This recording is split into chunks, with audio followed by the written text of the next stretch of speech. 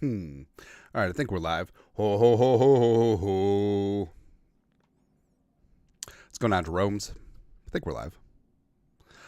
All of these rumors, all the conjecture, the Browns trading out from 2. I want anarchy tonight. I want insanity. I want ludicrousness. I want 17 bazillion trades. That's what I want tonight, man. Anyways, welcome on in. Oh, we still streaming? Yeah, I think we're good. All right, what's going on, Jerome's? We are here, 2025 NFL Draft. For whatever reason, it's in Green Bay. Ooh. All right, so we have both the ESPN, well, actually the ABC, but ABC/ESPN, and the NFL Network coverage is on. And again, I don't know why this was in Green Bay. This is just really stupid. Because, hey, Detroit, fine city. Nashville, very good city. Chicago, fantastic. Green Bay, not so much. Plus, it was so funny. The Wisconsinites and Packers fans were so damn sensitive this week.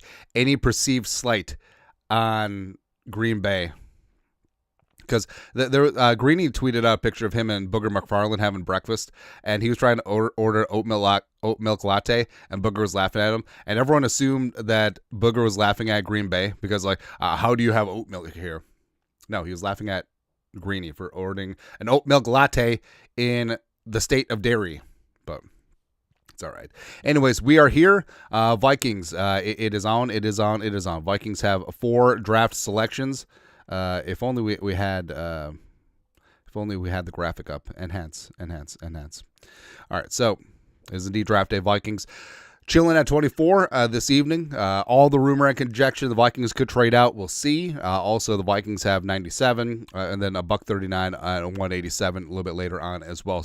So the Vikings don't have a ton of draft picks, but as we said before, as a burp on stream, there's not a lot of spots open on this roster, but we'll get to that. Anyways, but you just want to go through. I just searched. So peeking behind the curtain, we have a database of like old memes and stuff, or just like graphics from previous shows. And so I just searched draft, and then I just grabbed the top couple of them. Yeah, Sam Elliott is coaching the Badgers. Tell you what about Bo Callahan. Nobody came to his birthday party. Guts, glory, Ram. It's good times. It's like this is the only redeeming quality about the Badgers. Sam Elliott. That's it. Also, the 2020 Rona draft, which in a lot of ways I kind of like better than the normal draft. Like, everyone's at home. We got to meet Belichick's dog. It was great. Jumping Jaron Hall, 2023 5th-round pick. The Mormon Missile. It's going to be something, man. Maybe not so much. Yeah. Also, that same year, Addison drafted in the 1st round. Let's get paid. I love it. Also, last year, J.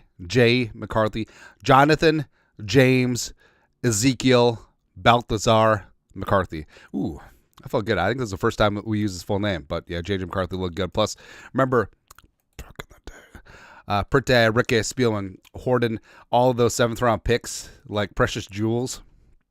That was awesome, man. It was really good.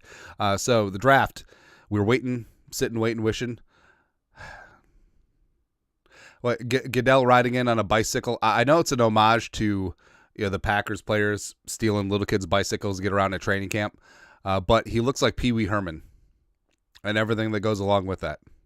Anyways, let us know where you're watching from and give a couple shout-outs. Also, let's see here. A couple housekeeping things. 50% off all hats at purpleftw.net. Producer Ali working it. Promo code draft sale, $15. All the Jerome hats. It's good times. Also, all this month, April Draft Month fundraiser, all Venmos, Cash Apps, Super Chats be donated to Twin Cities and Seoul, South Korea charities and sport organizations. Jerome's been crushing it. We're currently at about $2,100. I'm sure that will make the $2,500 goal for the month. Thank you very much in advance, paying it forward, and it's something that's important to us, and it's great. So if you got a question in the live chat, toss a couple bucks in the Super Chat, and we'll go from there. So here we are. Draft time. Enhance. To be honest, like, the beginning of the draft is kind of boring, right? I mean, all this stuff, and I have it on mute right now, so I know that big brothers, big sisters. It's a great thing. Lil Wayne, Wheezy is that? It's so random that Lil Wayne is a Packers fan.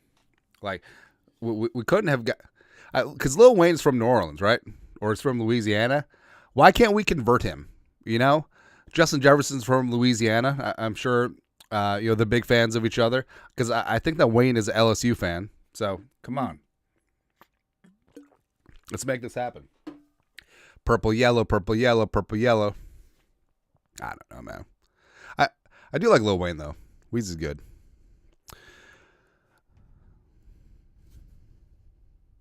Whoa, what's that? The NFL draft entry temporarily paused. The event venue has reached maximum capacity. General admission entry has been paused at this time. Thank you for your patience. That's funny. That's funny. Shocker. So, yeah, the Packers run out of capacity. Not shocking at all. We said this is a stupid place for the draft. And all it is just all of the bias towards the Packers. Blah, blah, blah, blah, blah. All right, Boo Nelson, $5. What up? Jack Batterson, $2. Watching from Plainview, Minnesota. Let's go.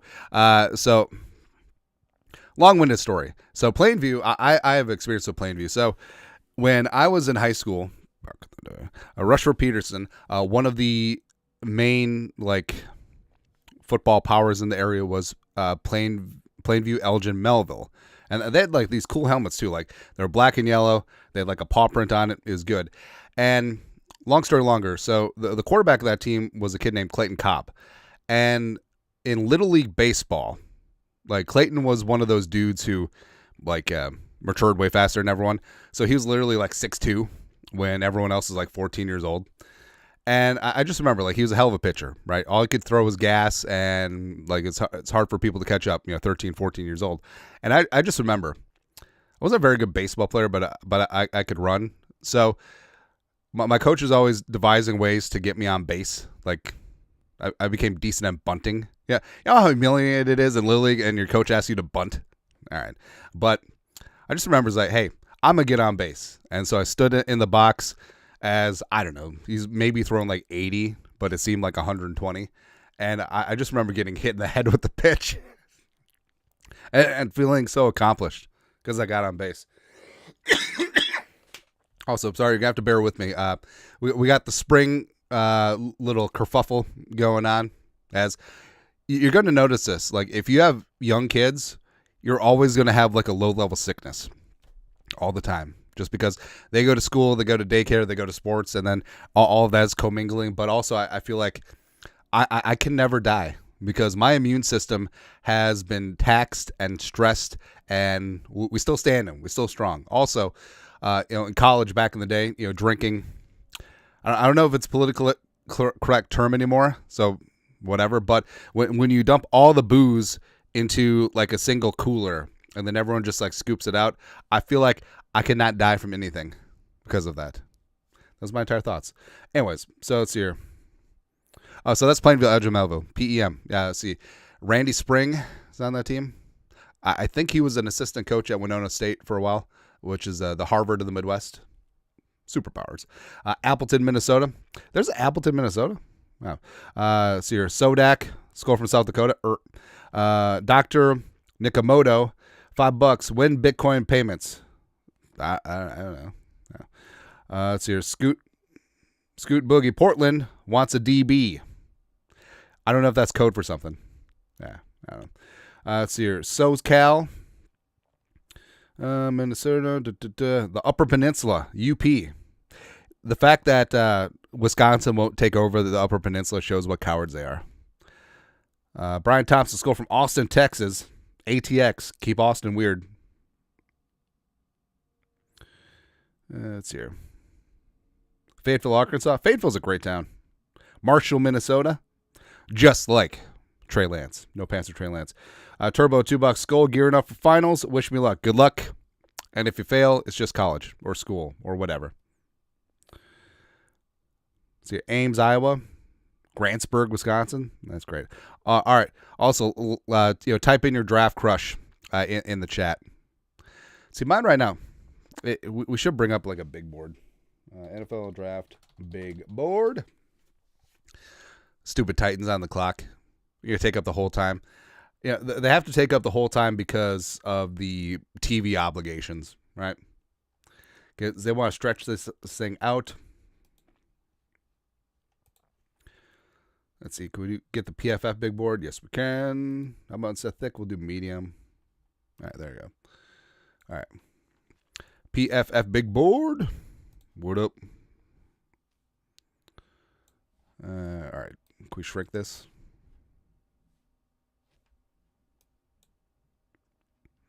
Enhance.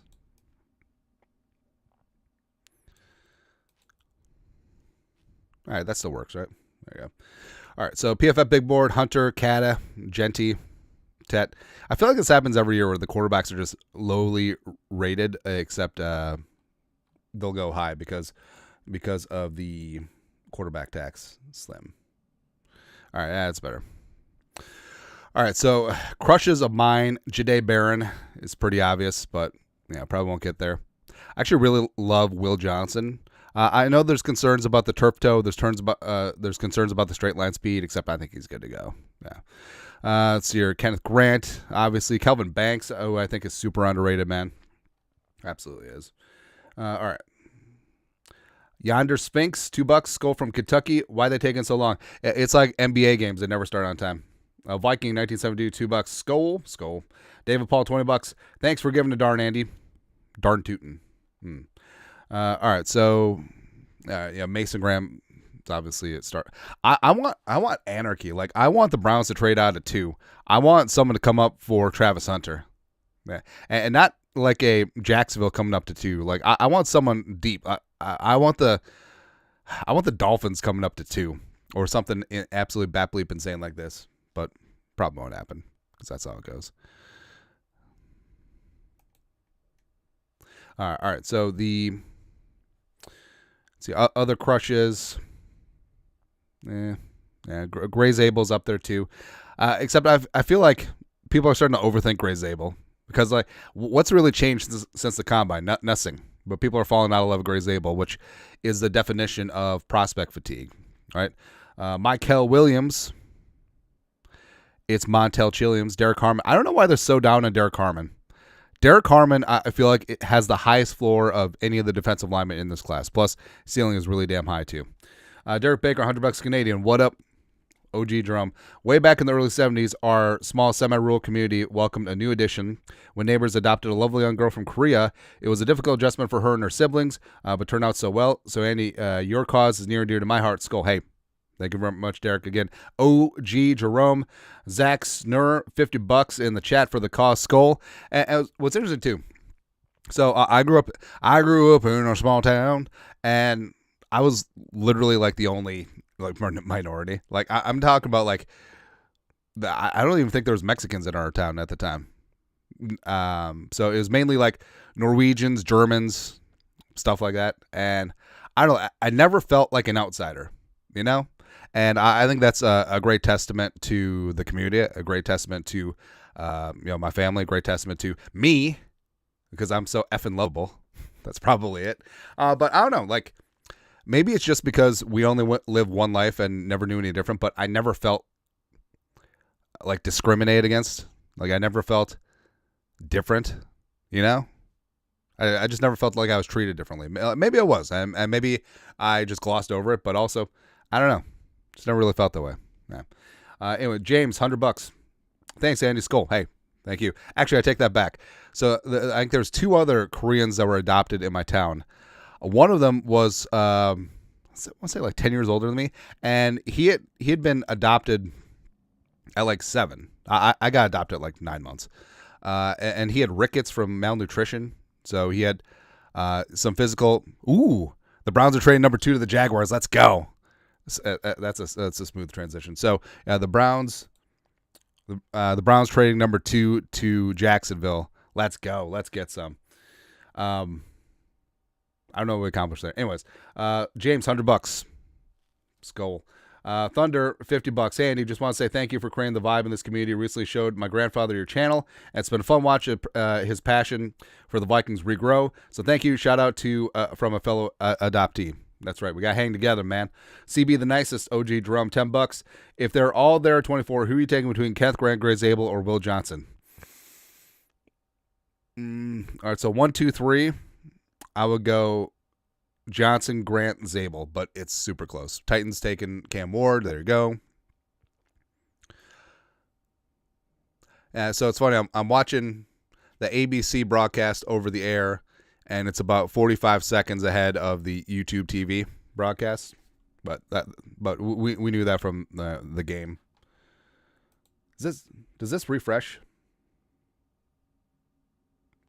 Presented by Lexus.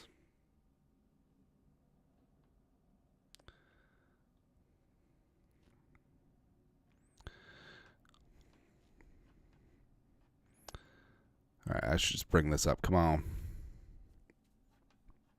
All right, so the Browns are receiving 5th overall. Hold on. All right, so the Browns are getting 5th overall, 36, 126, and a 2026 first-round pick. Jaguars get a 2nd and a 4th and a 6th. It's funny, man. That's awesome. They're coming up for Travis Hunter. Let's go. Let's go. Let's go. Let's go. AJG, $10. Most entertaining and caring YouTubers out there. Bless you, fam. Hey, thank you. I love paying it forward this time of year. Plus, we do our usual, November food shelf, December Toys for Tots. And, Margaret usually has like a school fundraiser in there every once in a while. I always feel a little self-conscious about asking, but, I feel like if it's always for a worthy cause, it is what it is. I want Margaret to get into Girl Scouts because I feel like we will crush Girl Scout cookie sales, because they ship, right? Maybe not. Yeah. All right, so the Browns. Actually, let's get a better one.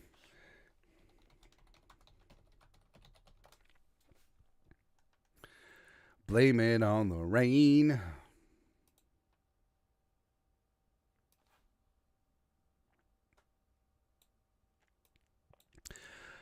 So I love that there's way more in-depth live streams, and people actually giving analysis and stuff, and it's literally me talking about, I don't know, I didn't see any racism in my small town, and singing Milli Vanilli. Talk about trades, talk about practice, man. Carmel, $10. Draft day, that's right. Sammy Edgar, $2. Howdy, Annie. Will you open more sports cards soon? Yeah, off season we'll probably do some pack openings. I actually really like doing that, and I feel like we should do some more like big game hunting, just like really try and open up like some legit ones, as opposed to just whatever sports cards I find at Target that day. It could be good. All right, because wasn't it Big Cat on Barstool? He opened up like a extremely rare Michael Jordan card. It's pretty awesome. Except I know that a lot of like those pack break openings, they get criticized because they're set up or they're fake. Travis Hunter hanging out, Wheezy. Awesome to see. Duval.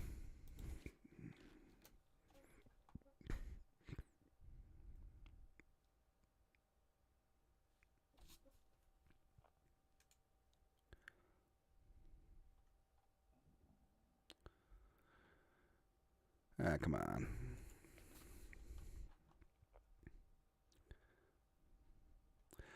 All right, so the Browns are getting that first round pick from the Jaguars. That could be huge because, what if the Jaguars are just ass next year? It's not out of the realm of possibility, right?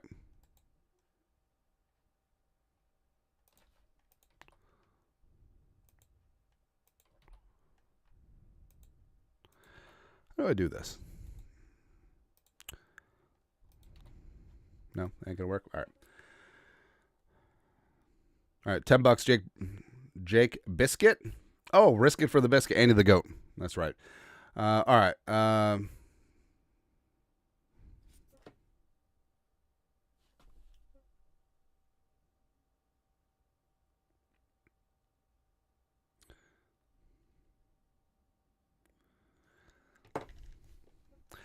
Because this really is like the Common Man show. A lot of dead air, a lot of off-topic stuff. Pooping on the Lions. Actually, no, he's a Lions fan. Viking, $2. What up? I love that Jacksonville's just going for it. Just taking Hunter. All right, so let's review this trade comp again. Because this is a big deal, right? Enhance. All right, Schultze. Browns receive 5th overall pick, a high second, a 36 overall, a 2026 first rounder from Jacksonville, and Jaguars get 2 and a couple things. So, again, this could be huge. I mean, because Jacksonville easily could be ass, thank you, next year, and the Browns have that extra first round pick. Man. I love it. Again, I just want chaos. I just want ridiculousness all over the place. That's all that I want. That's all that we need. Collapse. All right, so Cam Ward is up on the clock. Pick is in.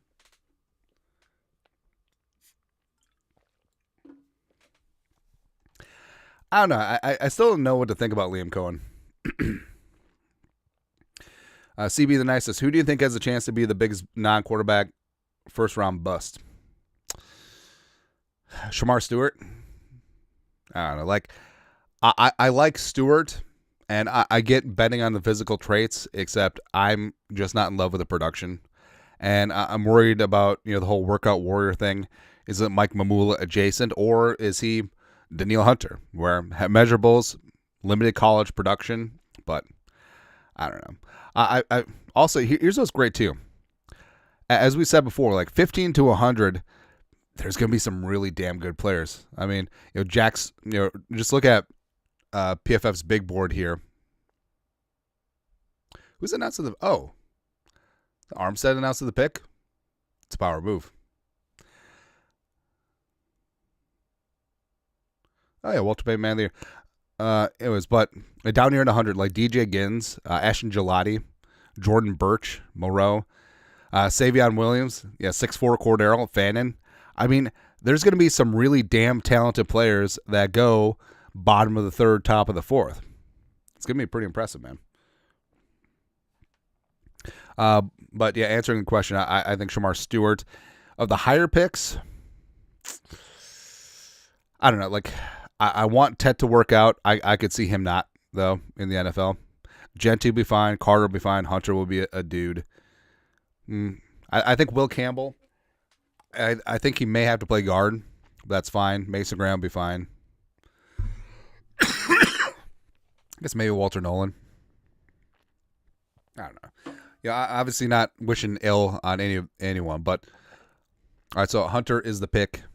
Travis Hunter. So I wonder what the plan is going to be, because again, I don't think that Hunter could play full time both ways. I think that physically, it's just not going to work. But also preparation wise, I don't think it'll work. Because there's so much that goes into it, and it's a lot more than college. But I guess we'll see what happens. Anyway, who's on the clock now? Oh, Giants at 3. All right, so now, I mean, is it Abdul Carter? I think it is. Plus, I think that if it goes Ward, Hunter, Abdul Carter, there it is. Ward, Hunter, Abdul Carter, I think the Patriots trade out, because I don't think that they're necessarily in love and enamored with any of the offensive linemen. So I could see a trade down with the Bears. They come up and get Ashton Jeanty. So they leapfrog the... Could the Browns take Jeanty? I don't know. Scoot Boogie, $5. Cheers for your work tonight. Hey, thank you. It's a work of love. Oh yeah, wasn't Travis Hunter's girlfriend? Wasn't she like being criticized? I don't know. I like Hunter's dinner jacket. It looks very Pepto-Bismol.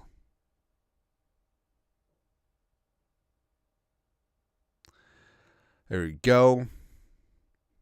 Oh, who's in green?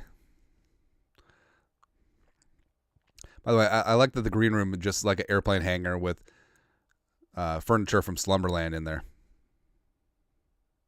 Oh, he found the Jaguars logo. Gave it a little pat. That's a good move.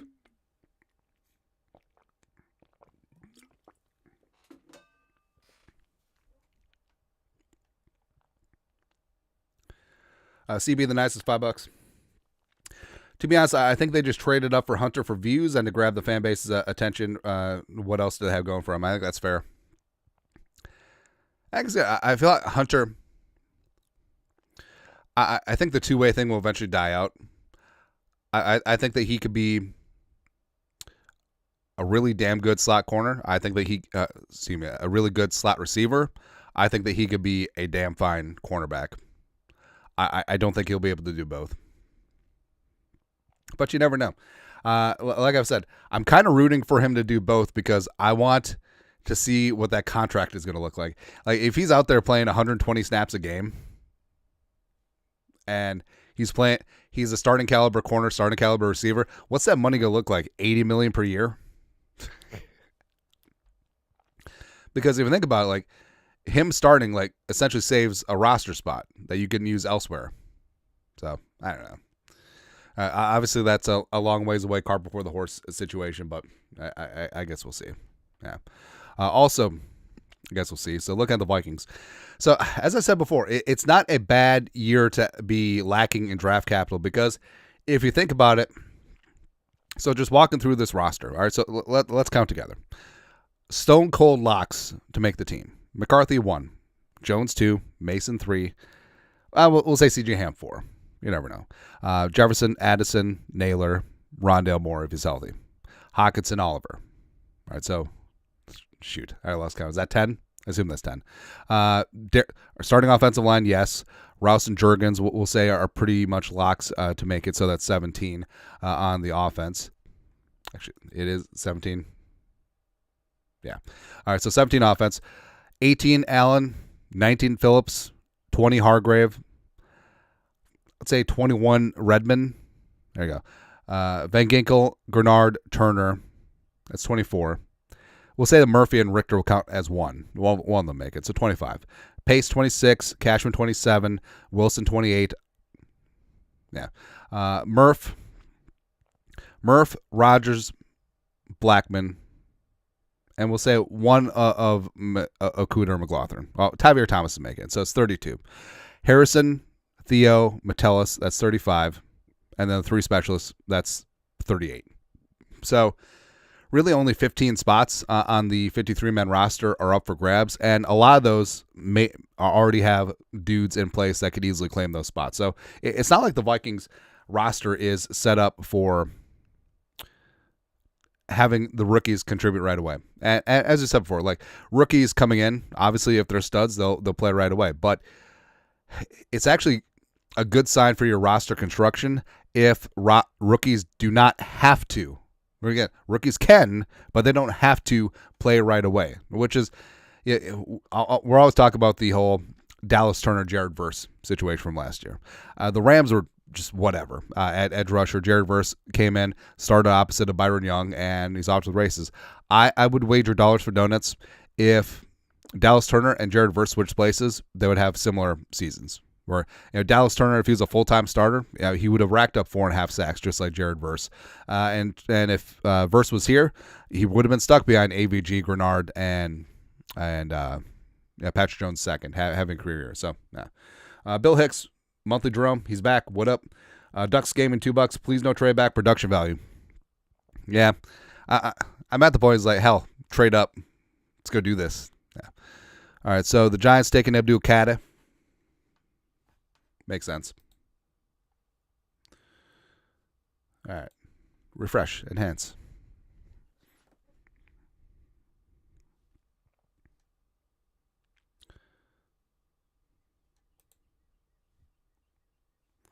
Oh, so I think PFF College is spoiling picks. Well, not really spoiling picks. Yeah, man.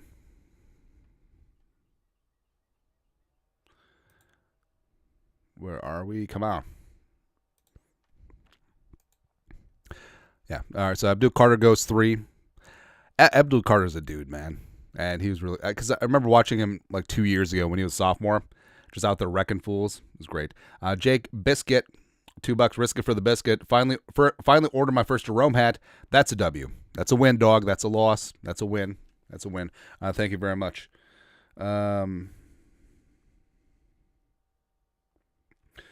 My wife asking if she can come down and put laundry in the dryer. That sounds like code.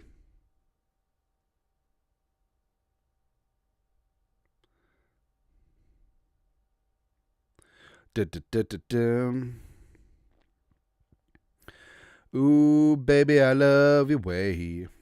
All right, so Carter at 3. Now what happens with the Patriots? Frankly, they should just stick and pick and take Jeanty because that would be funny to me. I just don't want Jeanty to get to the Bears. No trading. Just please don't. Please no. Because here's the thing. As much as I am critical of Ben Johnson and the crooked Chicago Bears, if Ashton Jeanty gets to the Bears, I think that he should be the first overall pick in fantasy football. Because I think that the inflection year for Saquon is coming, and I think it might be next year where hit a little bit of a wall. Derek Henry's probably due for a fall off at some point, and Jeanty's an underrated receiver. He's just really good in space, man. It'd be good. Squad, $2. Thank you for all you do, Andy. Skull. That's right, baby. Skull. Transticata. I want more trades. I was promised some in Sandy. Plus, it's really cool how they have the jersey presses right off stage. So whenever the player's drafted, they're just like, they're good to go.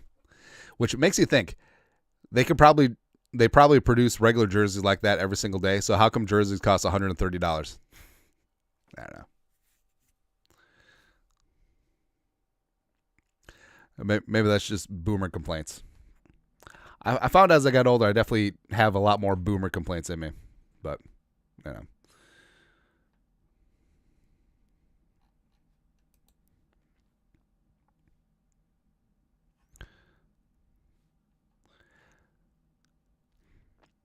All right, so now Patriots on the clock. I want there to be insanity. Theme park to go $10. Why does the media still question JJ while all the first-year quarterbacks get a pass? Faith in our team and fighting for the good fight. Skull. That's a good question, and it's one that we've contemplated before too, where I feel like no quarterback has been questioned more and undermined more than JJ McCarthy. And I know it's recency bias. I know that it's just Vikings bias in general, but it's what it seems like, right? Because last year, Drake May, Caleb Williams, Jaden Daniels, Bo Nix, no one was questioning like, well, they've never played it down before. Like, what's going to happen? Meanwhile, the Vikings have a much better roster than any other team that had a first-year starting quarterback last year. It's ridiculous. And again, we'll just reiterate this for the 17,000th time. There is no better situation for a first-year starting quarterback in NFL history than J.J. McCarthy has right now. All of the weapons, the revamped offensive line, Kevin O'Connell, Justin friggin' Jefferson, Jordan Addison, T.J. friggin' Hawkinson, as well as easily a top 5 defense. Opposite of him. All right. It's all set up. This is even better than 2018 Patrick Mahomes in year 2. Where, Andy Reid. Yes, Travis Kelce. Yes, Tyreek Hill. Yes, all that stuff. Don't matter. Vikings have a better team right now. And we're about to, our Patriots took Will Campbell. All right, Browns on the clock now. Browns, please take Jeanty one time. Please, mama, please. Baby, please.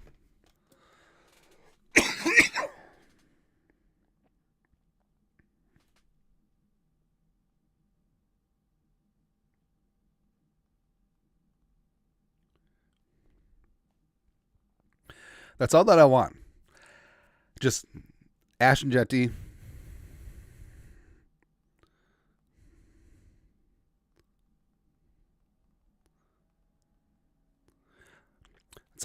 That's literally all I want. Just make sure that Ashton Jeanty doesn't get to the Bears, and we might stop the live stream. Skull production value. Who knows, man? Who knows, man? Also, it's kind of fun. We have our away message. Oh man. Not to make me feel old, but do you guys remember like AOL Messenger? And then you leave like cryptic or passive aggressive away messages for your friends and significant other. It was good. We miss those times. Let's see. AF 1310. $10. Andy, thanks for all the Vikings coverage. Skull from Wyoming. Skull, that's right. Wyoming's a great state. Not a lot of people. That's what's great about it. Wide open spaces and mountains. Good hunting, good fishing. What more do you need? Yeah. Levy 45, $10. Going to karaoke night. What's your go-to song? Also, please let Nolan fall to 24. I think Nolan will get there. And it'll be a decision. Like Walter Nolan, physical ups. He may have the highest ceiling of any defensive lineman in this class. He may have one of the lowest floors, though. But we'll see. Let's see here. Oh, I for karaoke, I like the song Tequila.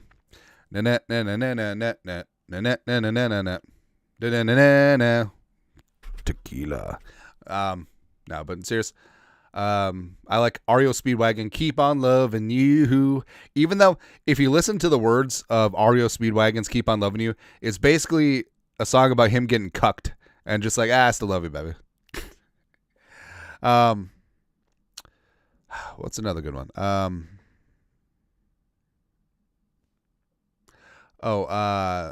The Righteous Brothers. You lost that love and feeling.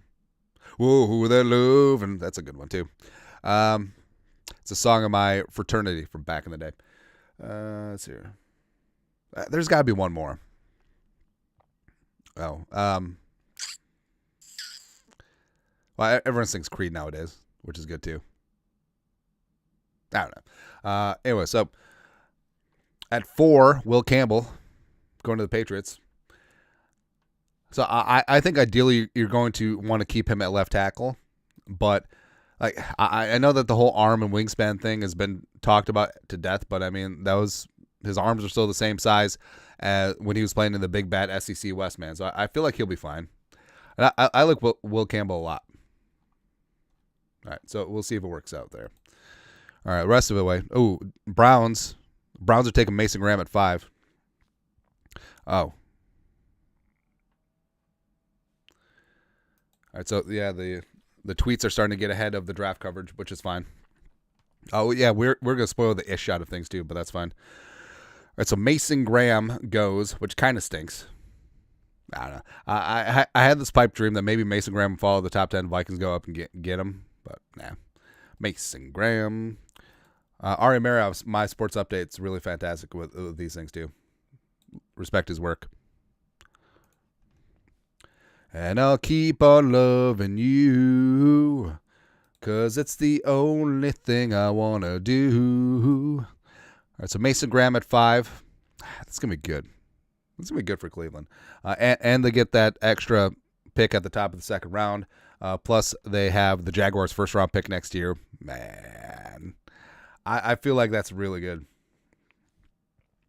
'Cause it's the only thing I want to do.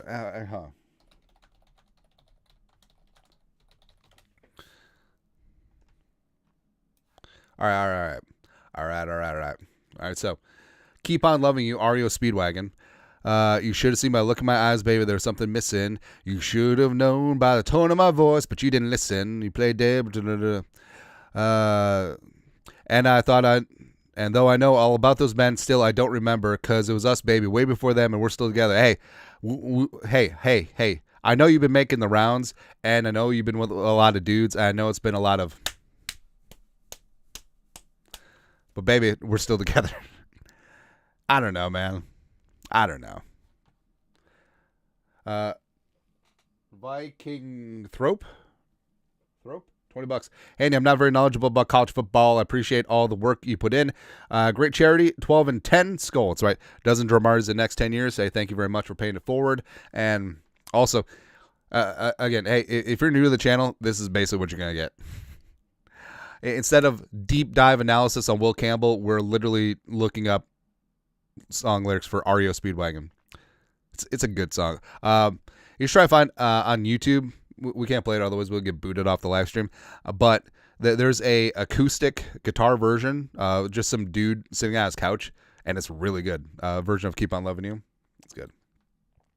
'Cause it's the only thing I want to do. I know that your body count is higher than Ted Williams' batting average, but I'm going to keep on loving you, baby. Yeah. Man, that got dark. Anyways, see what else we got here. Doing the hats. We're good. All right. I'm going to go pee and blow my nose. Maybe not in that order. Who knows? I'm not wearing pants.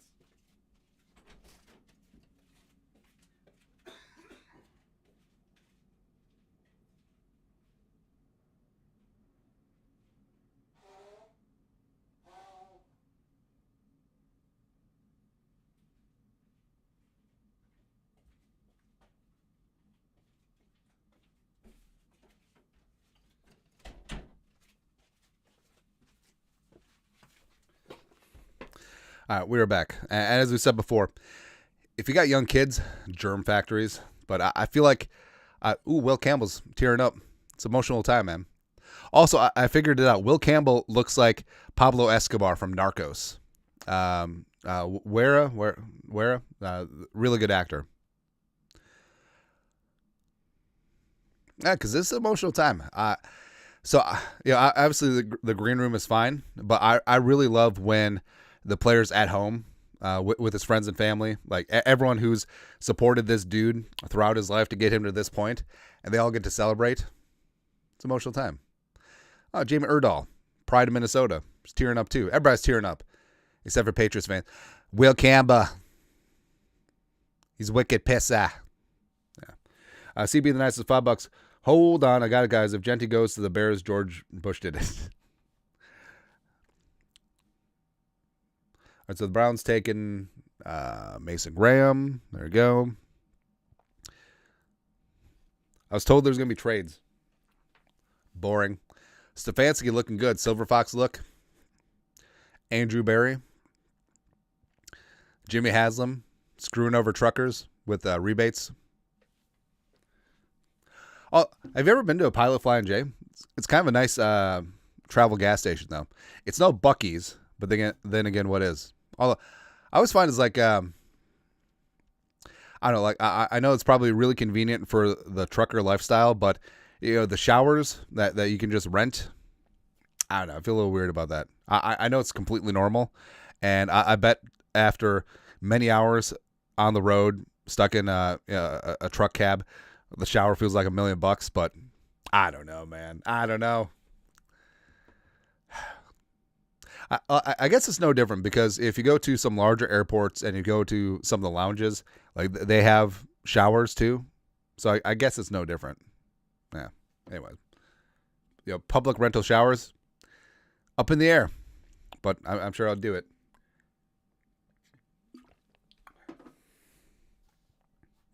Cause it's the only thing I want to do. All right, so the Browns taking Mason Graham. What do the Raiders do at 6? Raiders take Jeanty, right? Please, mama, please. Raiders, please take Jeanty.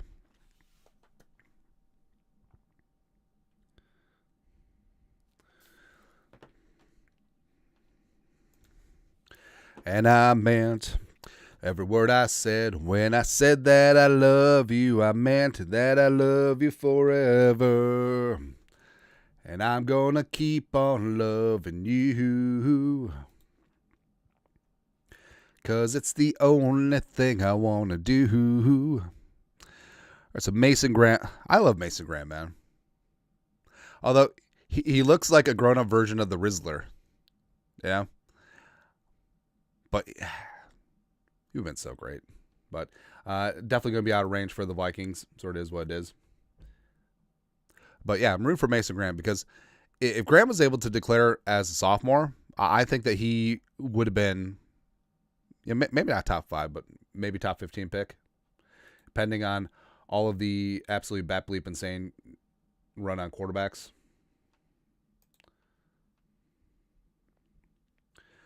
Cause it's the only thing I want to do. I don't want to sleep. Update, enhance. All right. Raiders with Gent. All right, so what's everyone's prediction? Oh, the Raiders. Yes. All right, what's everyone's prediction for the Jets pick? Damn straight. All right, so the Raiders taking Ashton Jeanty. Gotta love it, man. Gotta love it. F the Bears. F the Bears. F their face. F everyone. They could have traded up. They didn't do it. Didn't do it. Bears way down. Ooh, no. All right, so we gotta find the Bears crying. Colonel Reb is crying. Yaw, yaw, yaw, yaw, yaw, yaw, yaw. Football. There we go. All right, so Ashton Jeanty going to the Raiders. Thank you. Thank you so freaking much. Plus, I think Pete's going to do great with Ashton Jeanty, man. Maybe he'll actually run him from the 1 yard line in the Super Bowl. Don't know. Don't really know. Don't really know what's going to happen. But either way, I'm just really excited that he's not a Bear. But watch, the Bears will take Amarian Hampton at 10 because that's what the Bears will do. Who knows, man. But Bears way down. Yes, indeed. CB the nice $5. You're welcome. Skull. That's right. All right, so who are the Jets taking? I kind of want the Jets to take... Actually, let's do the big board.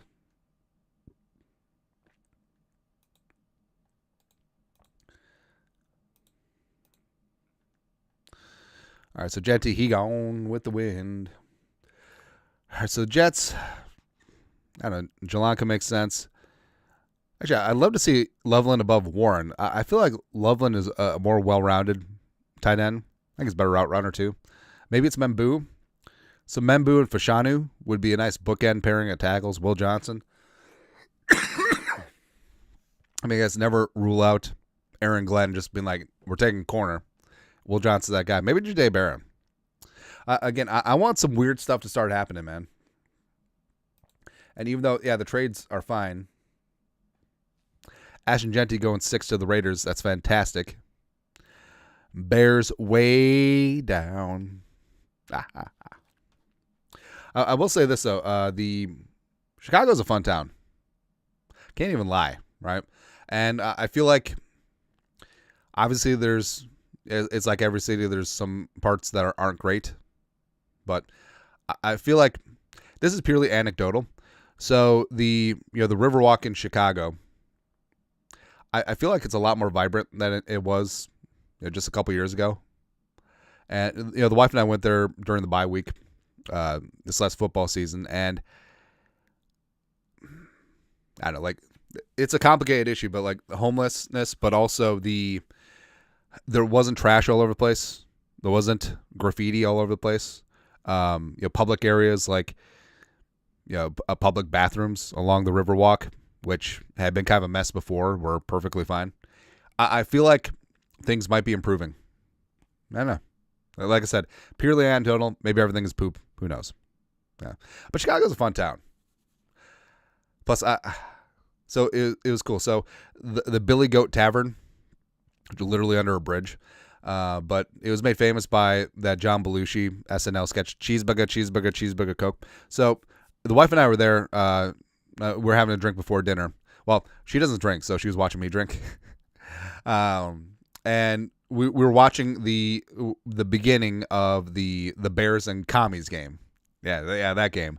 And the Bears just scored, and they had taken the lead, and they're blasting Chicago Bears, and all these jabronis and like Roma Dunze and Caleb Williams jerseys were like high-fiving and stuff and getting all boisterous and stuff. And we went to dinner, and I don't know, it was like one of those nice places where you don't have your phone out. But then after dinner, I saw the ESPN alert that the Bears had lost. It was I wish I was back at the Billy Goat Tavern in my Vikings jersey, just be like, what up? Yeah. Although it was really funny. So generally I don't like wearing Vikings gear out because this can sound really douchey, but I get recognized quite a bit, and most actually like 99.9% of the interactions are awesome, right? Love meeting the fans. Please come up and say hi. But sometimes, like if I'm out with my kids and stuff, maybe just like a head nod. You know what I mean? But it was weird. So on the Chicago trip, they had made Vikings gear. hostile territory. Want to respect all that. But I got recognized in the airport when we were flying back, and it was Minnesota State AG Keith Ellison. It was kind of funny, right? So obviously he's been in the news as of late. I have no comments either way, but it was really interesting. Yeah. Anyways, yeah, the Ashton Jeanty family partying. Love that, man. I think Genty's gonna be really good with the Raiders. Like, we're talking about like Marcus Allen redux, before he got benched, which is really stupid. I mean, for all the good that Al Davis did for the NFL, like him just being stubborn and obstinate sometimes, and then only drafting fast guys, sometimes that doesn't work out. Yeah. Plus, I always love when the time zones when the draft starts. So it starts at 8 o'clock Eastern time, and you see it's dark out. Like in most of their facilities, they have windows. Whereas like LA, Vegas, sunny, whatever. Yeah. Oh, producer Allie's in the chat. Oh, am I behind? Jets take Membu. Who are you? Yeah, the Jets did take Membu. That's right. I feel like Membu has high ceiling, low floor situation. Like, obviously physically gifted, but I mean, you're drafting a right tackle at 7, But I think that Fashanu's underrated. The first round pick last year out of Penn State.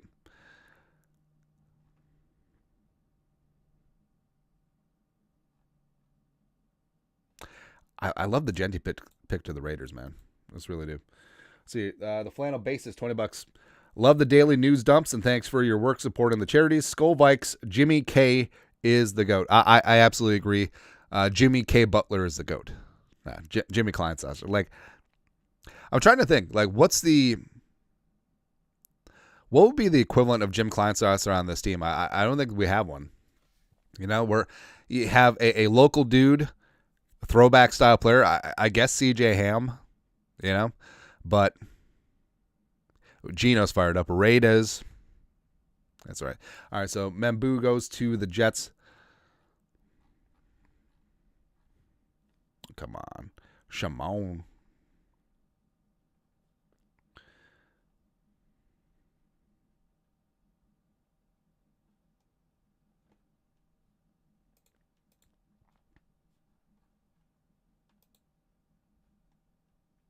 Oh, no, we blink? It doesn't make sense. All right, so Jets take Fashanu. Or, the Jets take Membu. Now, 8 Panthers. Could this be a trade-down spot? I mean, the Panthers had been very open talking about wanting to move out of 8. We'll see what happens there. But I feel like there hasn't been any surprises in this draft outside of the... Because if you take away the trade for the Jaguars and the Browns, like the order of players coming off the board, it's pretty straightforward. Who knows? Let's see here. I want to see more craziness. This is kind of poop, but we'll see. Josh Brown's $5. Good for Jeanty. So happy for him. Glad he's in the NFC North. Love your channel, brother. Skull all day long and the pooper at 3 a.m. That's right, Skull. I like the daily news dumps because I feel like so just seeing like the numbers, like people obviously watch early in the morning, getting ready for their day, as well as it picks up as people coming home at night. It's a good time. So I feel like starting your day off, just some randomness. Sometimes newsworthy, sometimes not. Sometimes just ranty. But yeah, love sharing those moments with you guys.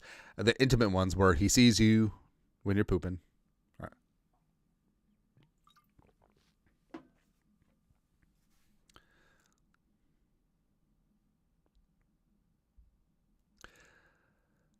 So I don't have the sound on. I haven't really been paying attention to the TV graphics. They've been leaning in on like finding out the kid's like most tragic story and just making it for content. They've been doing that. I know they did that for a couple of years and it was just terrible.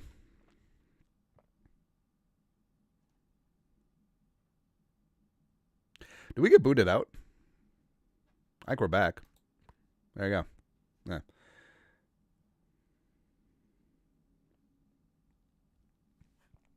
I can't wait to do day 2, day 3 mock drafts.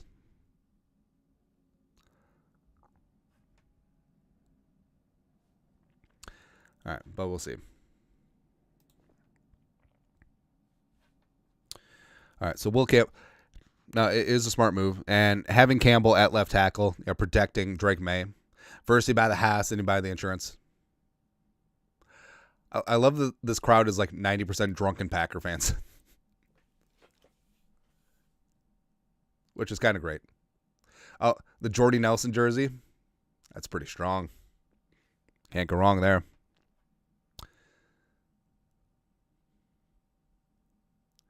Except, see, I want the Vikings to absolutely nail this number 24 pick and just have a player that haunts the Packers for years, because lost it in the shuffle last year, because McCarthy got hurt, but JJ McCarthy was drafted in Detroit in the faces of a bunch of Lions fans. Now, those Lions fans were either Michigan fans or not Michigan fans, like Michigan State, whatever.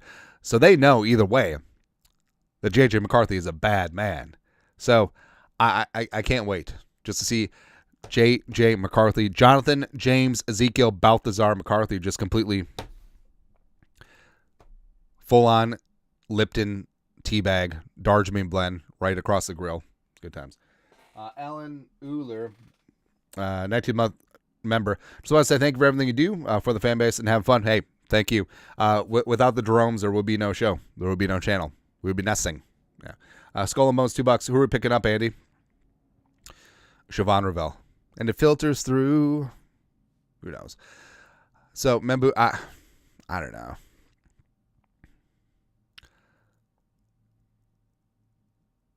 I don't know, man. I don't know. Jets are going to jet, I guess. All right, so the Panthers at 8. I'd love to see the Panthers trade down. Actually, if the Vikings trade, let's just start doing some exercise. Like, if the Vikings trade up to 8, who would they go with? Refresh, enhance. I don't actually. I don't think there's a player on board that would be worth the Vikings trading from 24 to 8, because that's going to be spendy. Yeah, I don't know. Will Johnson, Jahdae Barron, maybe. Warren or Loveland, see if one of them falls. It's probably more likely. So there you go. But what could Carolina need? Carolina needs edge help. Carolina could use a great corner opposite of J.C. Horn. They could certainly go tight end in this spot. Tet, because Brass needs a tall receiver. Your 5'9" quarterback needs a 6'4" wide receiver. Oh, pick is in. Panthers ain't trading out. Panthers taking Tet. The Tet offensive is on. I don't know if I'm allowed to make that joke, even though I am Asian, but I'm not Vietnamese. But, Surprise.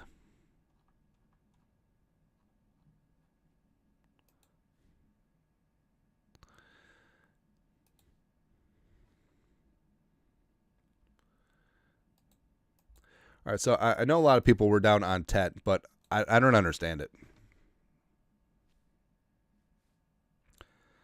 All right, so Tet is there, number 8. And Tet was super productive at Arizona. He and Noah Fafita were a fantastic duo.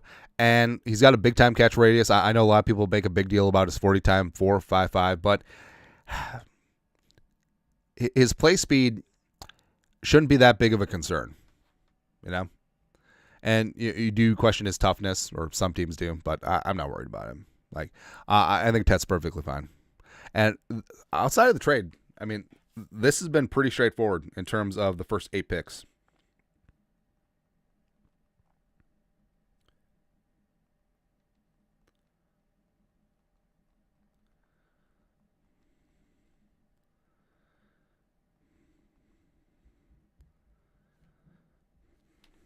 Yeah, there hasn't really been any wildness as of yet, but of course that certainly could and should change very soon. All right, Tet's off the board. So 9. So now we get into, do they take Shedeur Sanders? I don't think the Saints do.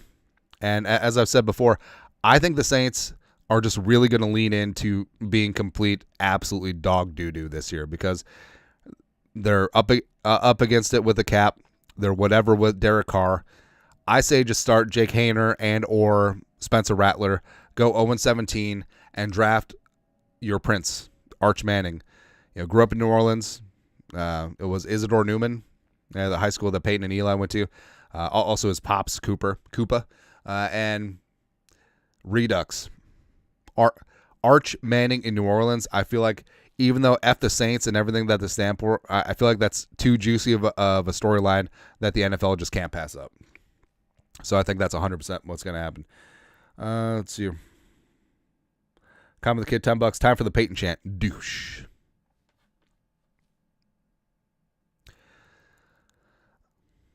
I kind of hope the Vikings don't trade out because I would love something to talk about. Let's give them something to talk about.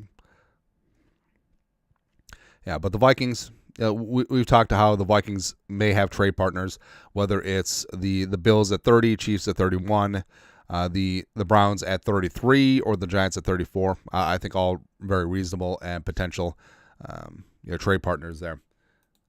What is this update? Oh, because they haven't officially announced it. Whatever. So Ted Offensive is going to the Panthers. And I kind of want Carolina to work out. Actually, maybe by drafting Tet, maybe that means that Thielen's going to get cut. We can just bring him back as wide receiver 5. Ethan Griffith, OG Jerome. The NFL should only get 2 minutes to announce it once the pick is in. It's kind of fair. Because, I know on one hand, there's like old people who still just watch on TV as opposed to being glued to social media and getting the pick early. But I don't know. Abdul Carter talking to the Giants media. We're going to dominate. Cool. Yeah, we'll see. I feel like Shador ends up with the Giants some way, some form. I think the Giants trade up into the back end of the first round and take him. And then I think that everyone gets fired with the Giants. GM Joe Shane, gone. Dayball, he gone. And then Dion just waltzing in. Major media market going to the Giants, the G-men. And you do have to give Deion Sanders credit. Like, he attracts really good assistant coaches and lets them work. I think that he's a very smart CEO type coach. X's and O's, maybe not as much, but just an overseer, just a CEO, 30,000 feet type coach. I think it's good. I think it's smart too. Do we want to update this driver? No. Also, speaking of Green Bay, so the wife and I are thinking about going to Door County. Because Door County is beautiful. Maybe it gets a little bit overrun with tourists at times, but I don't know, it's good to like Door County is like our Duluth. Tet. It's good to see, man. Plus, I feel like he's just a good dude. I feel like the pendulum has swung, and you just want to root for good dudes now, which is really good to see. Tet goes to the Panthers. Plus, I love that he was named 2024 Polynesian Player of the Year. Because who'd he beat out? Tua? I don't know. I mean, some of these highlights are great. Him just mossing dudes. Corner from Washington. Catch radius is a plus because Bryce Young drops that pill all over the place. Also, I really love his running mate, Noah Fafita. Although he's like 5'9". Yeah, I think Tet's going to be good, man. Also, I wonder if Carolina's going to actually get their stuff together.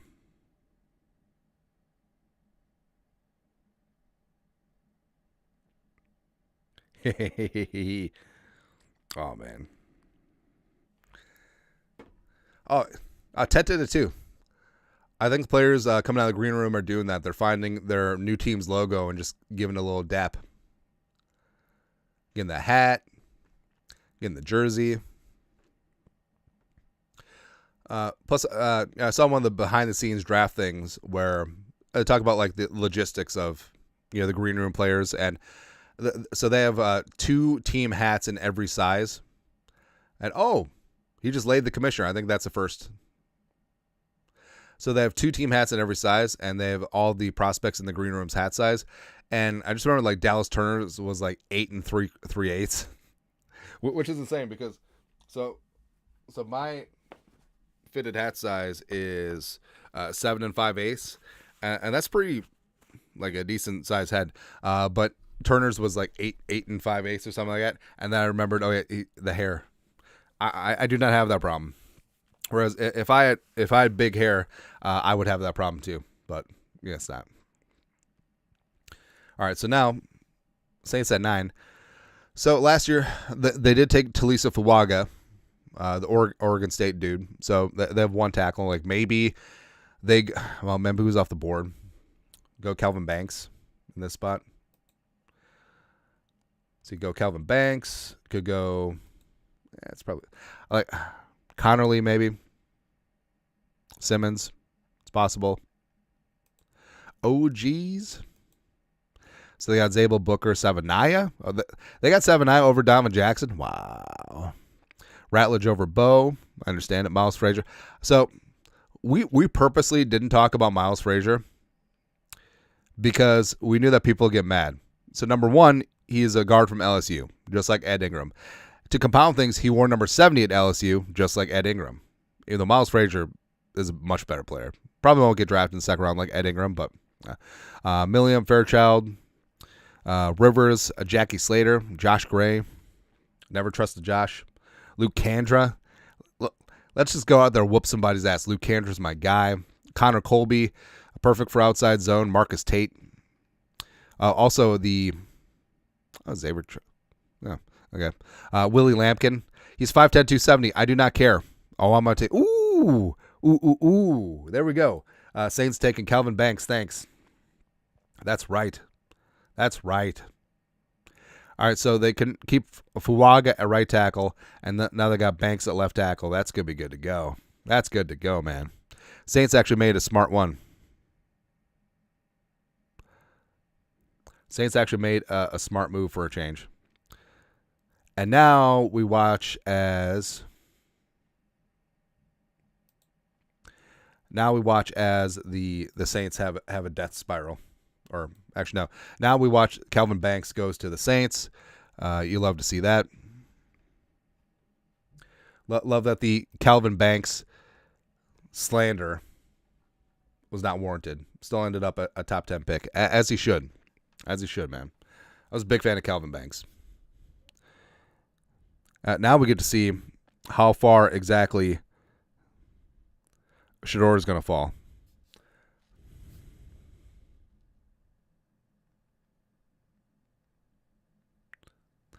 Because I think that once Shedeur got past the Saints at 9, there could be a bit of a tumble all the way down to the Steelers at 21, and they may even go in a different direction.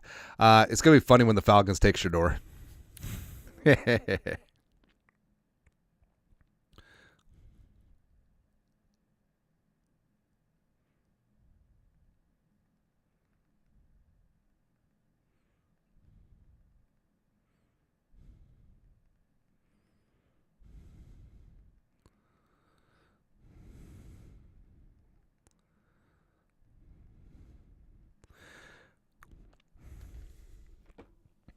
Because I think Kelvin Banks has the opportunity to be a Christian Darrisaw type player. Because again, I never understood. Like, it felt like the draft community was very down on Kelvin Banks, and I never understood it for a second. Because honestly, you could make a case that he should have been the first offensive tackle in this class. Even ahead of Will Campbell and Mboo. Because Banks was just a rock solid left tackle. Walked in as a true 18-year-old freshman into Austin, Texas, and started for 3 years. 3-year left tackle at a blue blood program. Great numbers every single year. Very light on his feet. Uncanny size. Great movement skills. Could block man or gap, which is nasty out there. I never understood why he was being undersold so much. And I'm glad it was just more of a figment of draft Twitter's imagination, and he still ended up being a top 10 pick. I mean, he's just, and no, when you watch him, like, it's Darrisaw. It's freaking Christian Darrisaw, man.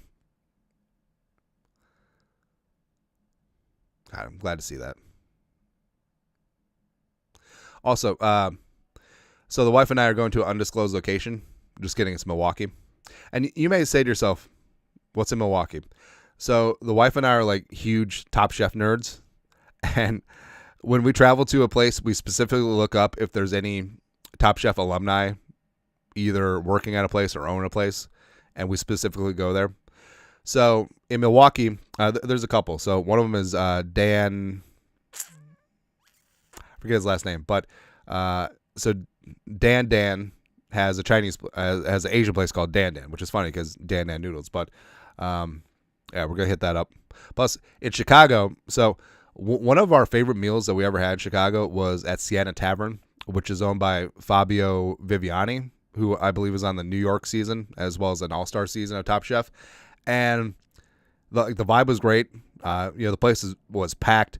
The food was amazing. The pizza was great. Like it's like this Italian bistro type place, and it had the greatest gnocchi that I've ever had. Like it was light, it was pillowy, it was in like a mushroom like ragu sauce, and we've been trying to chase that high ever since. Plus, they had like little crispy pork bits in there. It was amazing. I don't know what to kick that off. Ooh. Oh my God, the Bears did the meme. Bears taking Colston Loveland.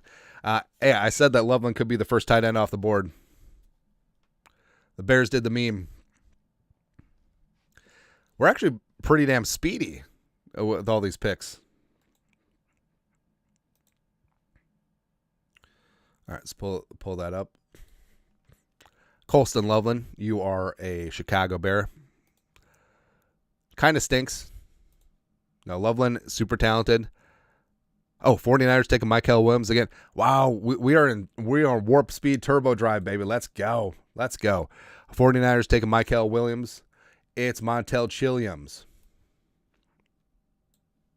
Man, we are moving. I love it. Let's get this draft done by 9 o'clock. And I finally found the love of a lifetime. Burm, burm, burm.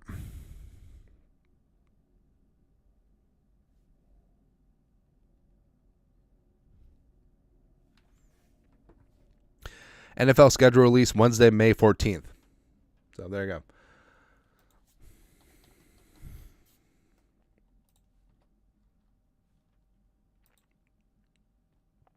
All right, so how are we doing out there, stream? I'm feeling good. A little stuffy, but that's expected. And so what's Colleen Wolfe doing up there? So I like that when Colleen Wolfe, who is the NFL Network personality, was up there at the podium, ESPN just panned to like shots of the fans. Packers fans booing the Bears, of course. Tet offensive. I love that the Bears just drafted their 17,000th tight end. Why does that guy have an Andrew Billings jersey?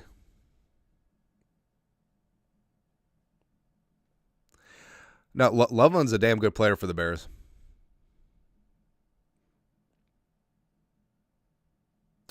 R.I.P. Steve McMichael. Man. I'm glad he got in the Hall of Fame, when he was still around. But, yeah. Just really, really sad, really tragic. Mongo. Plus, I'll admit, like, those 85 Bears, it's a damn good defense, man. And I know stylistically it's not a one-for-one comparison, but the 98 Vikings is supposed to be our 85 Bears. We're just 1 year lightning bolt out of nowhere type dominant team. That was us, man. That's supposed to be us. Man. I'm just glad they didn't get Jeanty. That's all that I wanted, man. But now, hey, so now Ben Johnson thinks that he's got his swing and slam Laporta.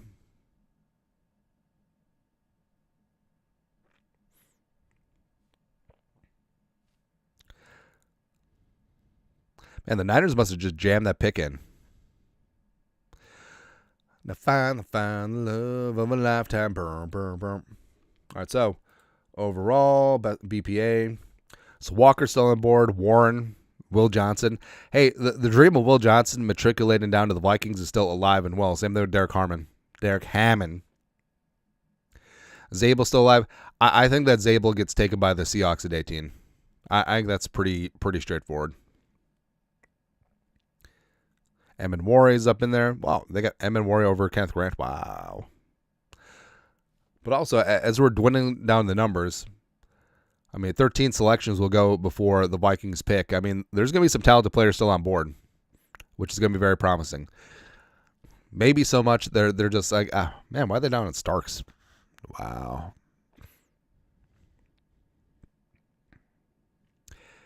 And so everything the Bears have done for Ben Johnson and Caleb Williams. So they traded for Jonah Jackson. They traded for Joe Thuney. They signed Drew Dahlman. And they signed Devin Duvernay in the draft to Colston Loveland. Whatever is what I say to that. No, but Loveland's a tough kid. Good catch radius, great hands, solid inline blocker, tough as hell too. Played with an AC joint sprain last year. Only missed one game. I think Loveland has a chance to be really good, man. But like I said, interesting that he went before Warren, even though I do think that he is better than Warren. But, I mean, there's so much draft hype and steam around Warren is kind of surprising. Oh, NFL comp Tyler Eifert. Hey, I see J.J. McCarthy on some of those highlights.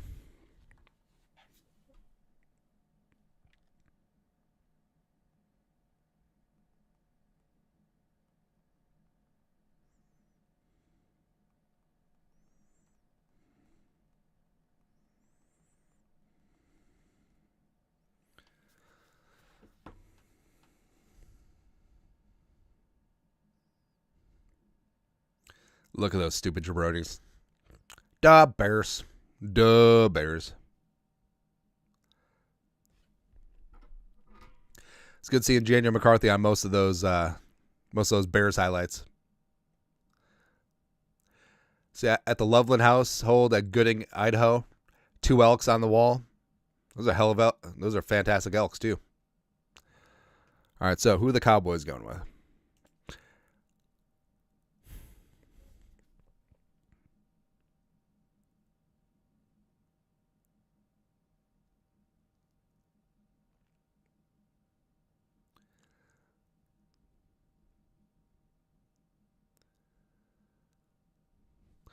All right, Cowboys on the clock. 49ers taking Michael Williams from Georgia. All right, I'm going to go blow my nose. Actually, I should do that on air.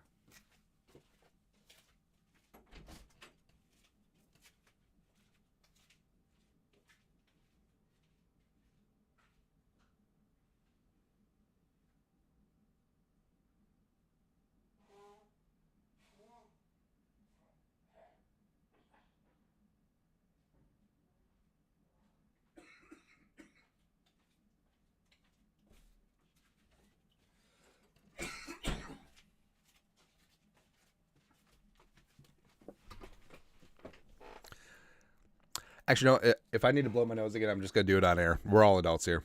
Plus, I'm pretty sure I farted when I got up. Anyways, so the wife was asking me before we started, like, what number draft is this? And I don't remember. I know that we did a live audio version of 2014. So it's at least that far back. Because I specifically remember the Vikings trade all up in there for Teddy Bridgewater 32 with the Seahawks. Oh, we did it. Got her, man.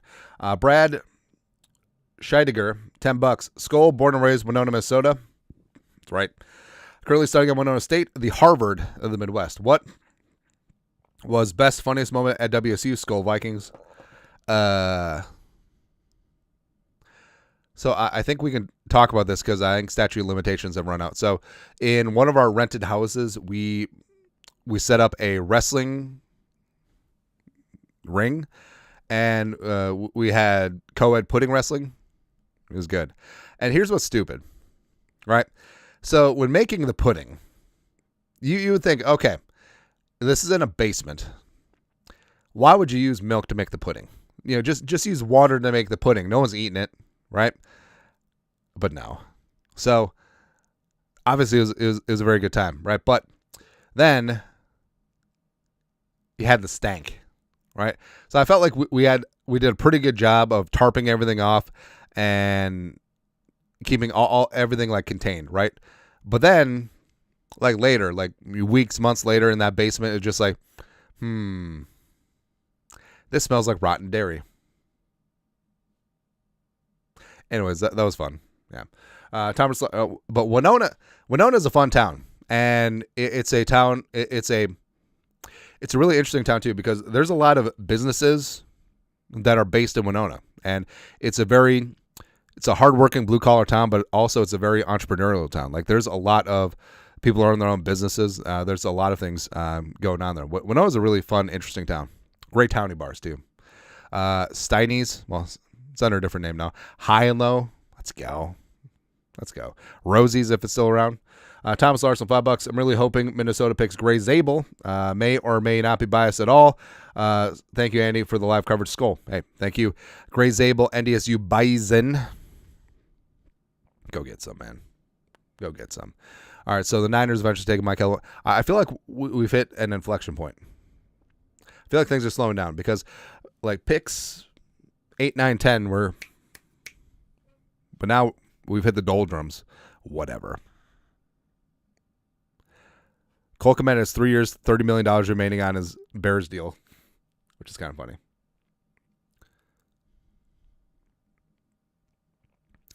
'49ers lost Jordan Mason. Damn right you did.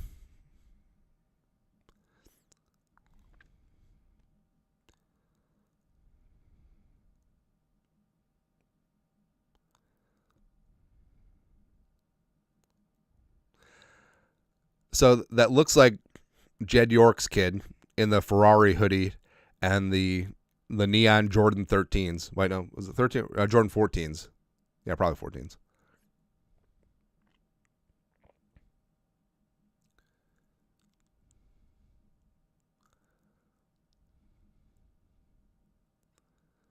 I don't know. It's a little too much on the nose, isn't it?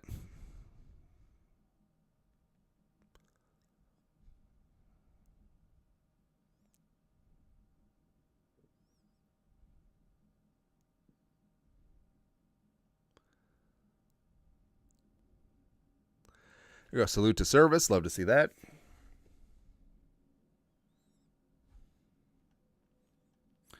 All right, be right back.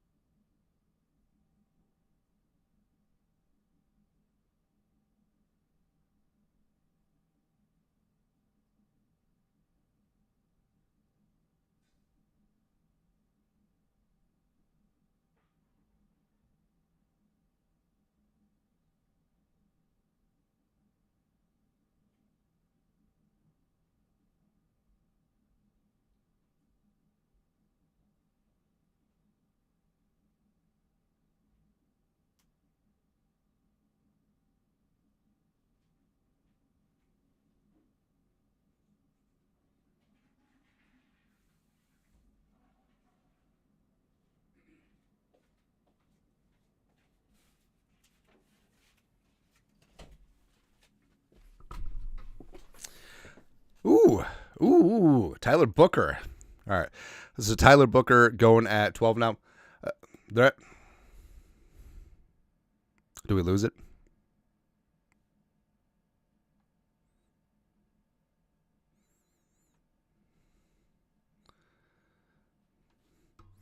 All right. Thought we lost it for a second. Anyways. Also, hey, was he peeing or did he go and take a daily news dump because that steak quesadilla ain't sitting right? Who knows? Who really knows? But, Tyler Booker. So it had been it raised a couple eyebrows when Booker had been listed as a draft invite, but obviously people knew what was up. All right, so Tyler Booker. So obviously it's a moot point now, but there have been a lot of conversations like, hey, if Booker is there at 24, do the Vikings take him? Well, he's not a scheme fit, but all I know is that Booker, whoever he was lined up against, they did not succeed. And that's what it comes down to. Like, I think that Tyler Booker has a chance to be a dominant guard in the National Football League. And there's a reason why J.J. McCarthy was pounding the table for him. So, yeah. It's funny that with Loveland as well as with Booker, all these J.J. McCarthy's teammates are getting drafted.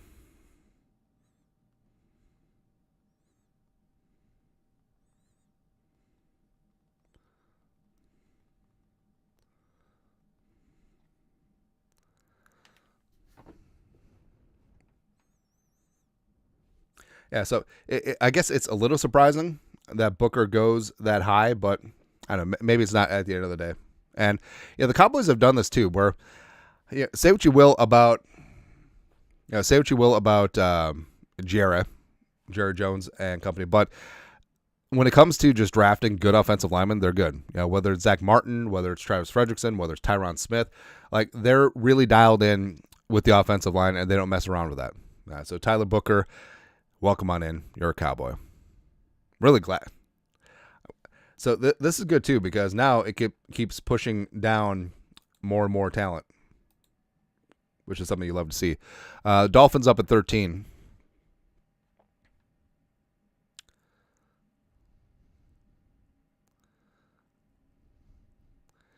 I love seeing the family emotional. Pops shedding some tears. Mom's so proud. That's great, man.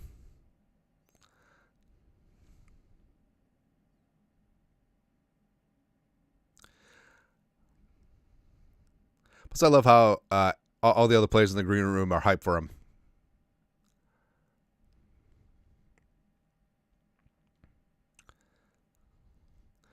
Does he find the logo? Got it. I love that. Should be a thing every year.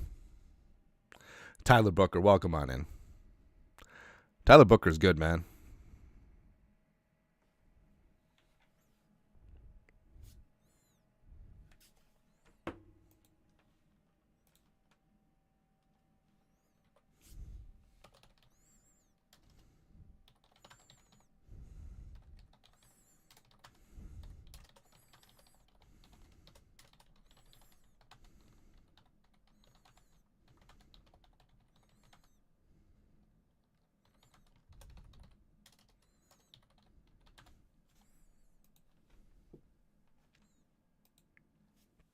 Yeah. So I feel like Booker is one of those spots where everyone just overthought him. And not even just talk about like Vikings fans, and since the Vikings are still in the wide zone thing, where I think everyone put way too much stock in his testing numbers, which obviously were not great. So kicked in at 3.93 RAS, slow 40, whatever in the jumps and agility drills. But if you just watch Tyler Booker's tape, I feel like that's something we just need to get back to. Like, when it comes down to it, testing is fantastic, and ideally you need to check the boxes physically, but what do you do on the field? Do you whoop somebody's ass every single down? And that's exactly what Tyler Booker did. Whoever was lined up against Tyler Booker failed in general. And you could say, well, what about outside zone? What about pulling? What about this? What about it? Have him in the phone booth at left guard. Have him go from there.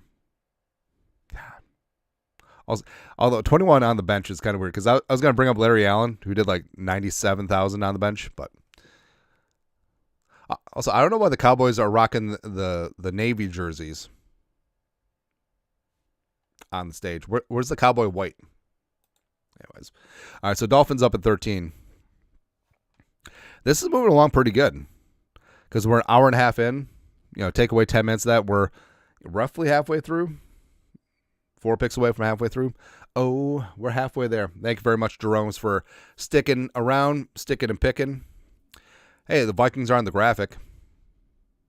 Just a couple picks away. We're going to do it, babe. I had Tyler Guyton last year. Tyler Smith the year before. Yeah, they don't have around with their offensive line.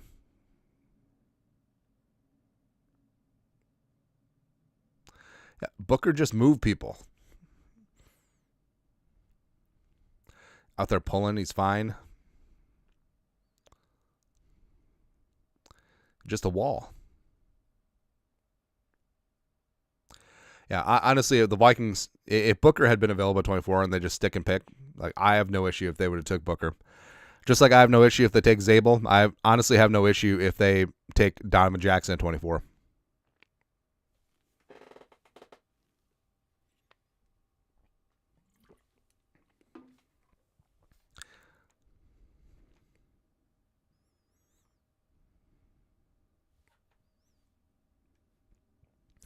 All right, so Dolphins at 13, Colts at 14. I mean, this is setting up perfect for the Colts because everyone and their mom had mocked Tyler Warren to them, so now they could do it by just sticking and picking. Falcons at 15. Falcons have a chance to do the funniest thing. Probably not.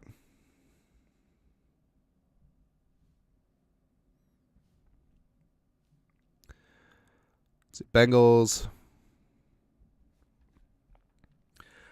Dr. Nick Nikamoto FM, $50 for the kids. That's right. Thank you very much for paying it forward. I think we're over our goal now.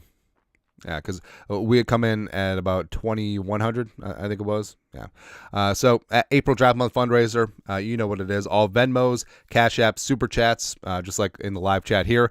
Donated to Twin Cities and Seoul, South Korea adoption charities and support organizations. Of course, we're adopted, and we love that the Jerome's been paying it forward this month.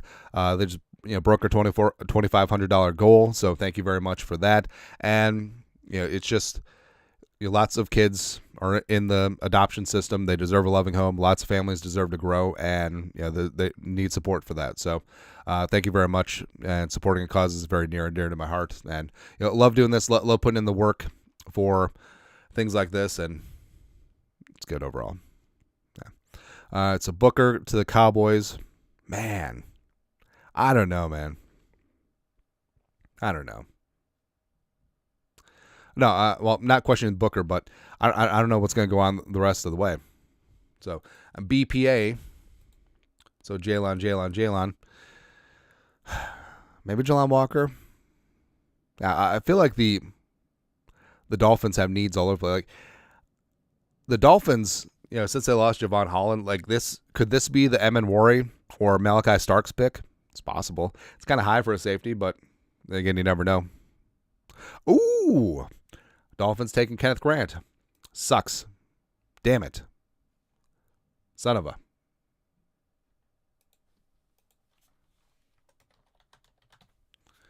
right, so the Vikings, we don't have to worry about the Kenneth Grant decision at 24 as the Dolphins.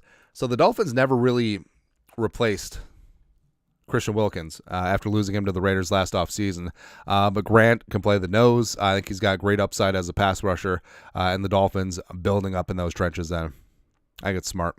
I think it's a smart move, but also, again, screw them. Screw the Dolphins. Screw their faces. Screw whatever. Colts pick is already in, which is awesome. Colts dream come true. Jordan Schultz report. Come on.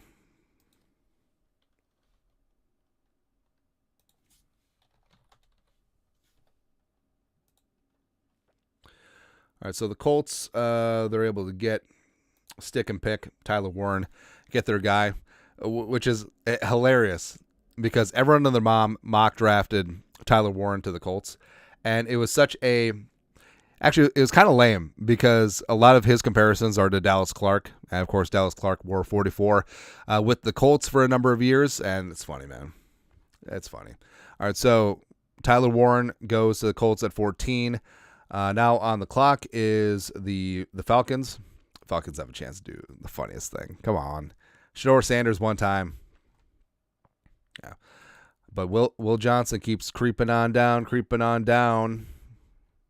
Wouldn't mind it.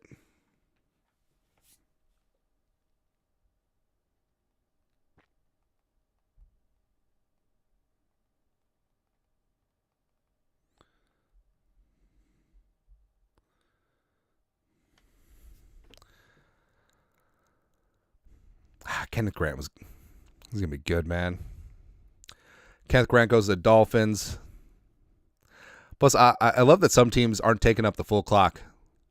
Like the 49ers knew they wanted Michael. The Dolphins or the Colts knew they wanted Kenneth Grant. Just like boom, boom. Vikings draft party going on right now. I really hope the Vikings draft a player just for the sake of the party. But also, if the Vikings trade out, the vendors just give away a beer. So that's kind of awesome too. So that's good to see.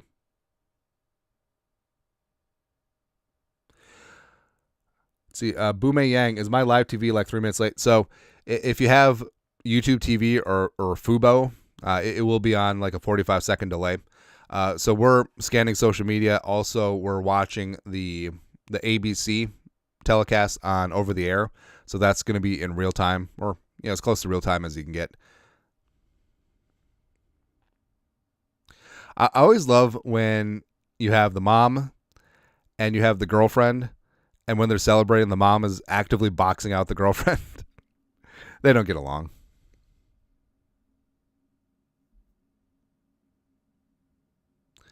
God, Kenneth Grant is a freak, man. Let's go. Ooh, Will Johnson. Looking good at some of his highlights. Mason Graham. God, that 2023 Michigan team was a bunch of dudes.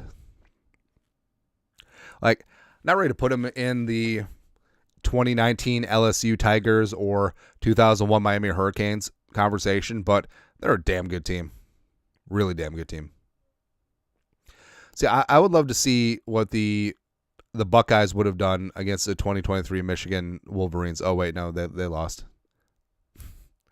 I think it's hilarious. So we talked about the J.J. McCarthy, Kyle McCord situation a lot. So what it was is J.J. McCarthy, growing up in rural Chicago out in the burbs, he was a huge Ohio State Buckeyes fan growing up, right?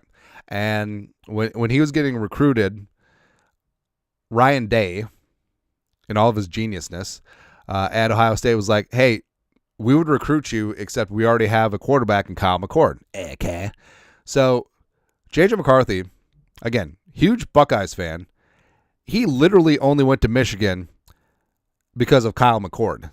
And he literally only went to Michigan to spite Ohio State because they chose Kyle McCord over him. And that's just hilarious. Now, Kyle McCord obviously didn't work out at Columbus, but he had a phenomenal year at Syracuse, put up a bunch of passing numbers. But I legitimately want Kyle McCord to back up J.J. McCarthy just because I think that would even push J.J. McCarthy even more. Just that extra little psychological edge. Hey, I grew up Ohio State fan. I went to Michigan. I became a Michigan man because of this jabroni. Every single day in practice, every single day in the film room, every single day in the quarterback room, I'm going to push myself to get better and better and better because the reminder, this is how you remind me that Ryan Day is an ass. Gronk light. I don't know. I mean, Tyler Warren was basically the Penn State offense last year. Also, it's so stupid that Penn State USC is a Big Ten game. I mean, that matchup was supposed to be reserved for the Rose Bowl, man. And now with the college football playoff, the Rose Bowl is whatever. It's just a quarterfinal game. It's so stupid. Or a semifinal game. It's so dumb.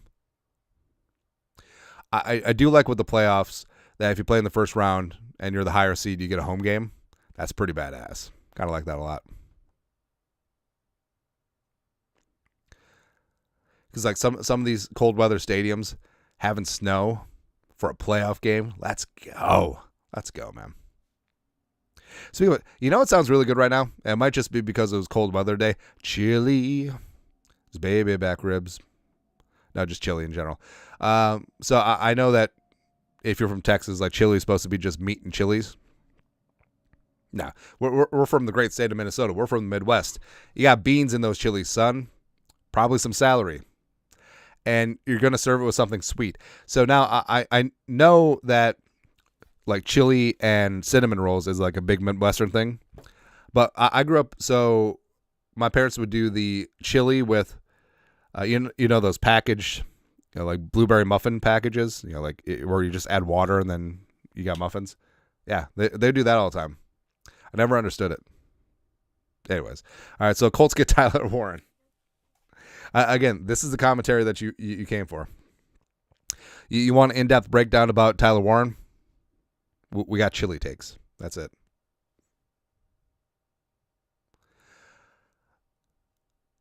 And Kurt Warner's fantastic.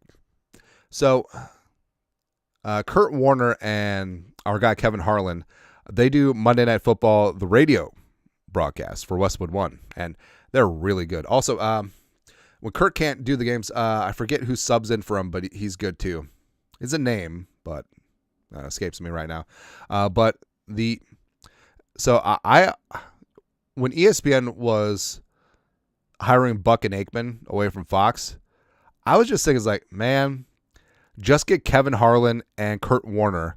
They're already in the Monday night rhythm and flow, and they'll be 30% of the price of Buck and Aikman, and they'll be better. I mean, Kevin Harlan is one of the greatest broadcast announcers out there. And it was so awesome that we had him for Timberwolves basketball for a couple of years. But yeah, every single time he's on an NFL broadcast, it's a treat. It's fantastic, man. Shane Nelson, $100. You're the man. Been a follower since day one, and I love that you are always donated to beat causes, to great causes. Keep up the great work, man.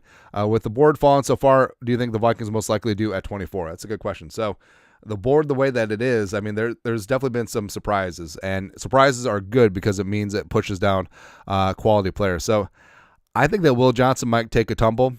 I believe Derek Harmon should be there. There's been some scuttlebutt about some medicals too, but I mean, that's not too surprising on draft day. So I think the Vikings may have their choice of, like, honestly, Will Johnson gets 24, just take him. Harmon, 24, I'm in. And I know that, I mean, hell, Starks might get there. And also, the farther that Shedeur falls, the more valuable that 24 is for a potential trade-up for a quarterback-needy team, especially if he gets by the Steelers at 21. So I think the Vikings are in a fantastic spot. Love to see that, man. All right, so Jason Foster, $10. Grateful for you and Skull work. Andy, I'm half Korean, and once I found out you were Korean, I became even a larger fan. Thanks for helping the cause. Hashtag Kimchi Bros. That's right, man. That's fantastic. And you're even more Korean than I am because I'm like 70% Japanese. I found that out so I've explained this before, but my wife, instead of getting me like a normal birthday present, she got me the Ancestry.com kit. So spit in a tube and sent it in, which totally doesn't go to the government. Okay. Just tinfoil hat. And I found out, because I grew up believing that I was like 50-50 with Cristobal, Japanese, Korean. But it's like 70% Japanese, 30% Korean. Plus, it's kind of cool, but a little invasive. I found like there's a myriad of like adopted third cousins around the country. Although, except third cousins aren't basically anything. So, I don't know. So I'm dreaming. I have this pipe dream in the back of my head that I find out like I'm the heir to North Korea. Like I'm Kim Jong-il's illegitimate child, and we're going to stage a coup against Kim Jong-un. We're just going to take that thing over, open that thing up. Well, first off, we're going to feed the people. It's going to be great. Secondly, we're going to be open for business. Like the American capitalist pig in me, like we're taking over one province at a time. That's what we're doing, man. We're making iPhones over there that are $4. It's gonna be good. Yeah. Anyways, what are we talking about? Oh, yeah. The board is breaking phenomenally for the Vikings right now.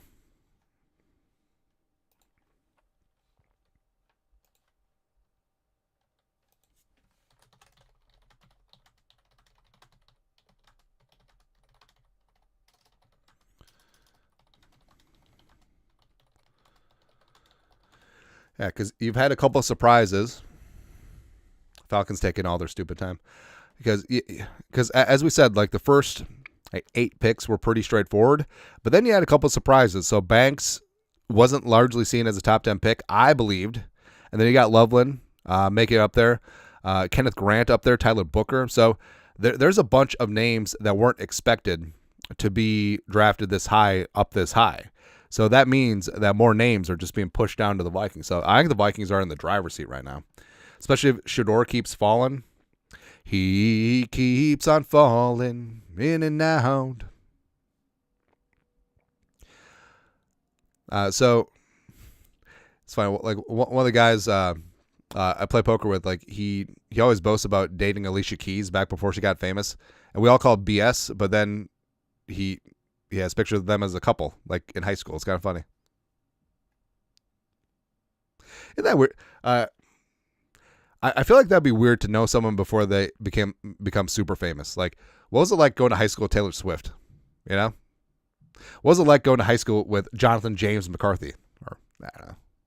Falcons pick is in. Falcons taking Jalen Walker. He stays in the great state of Georgia.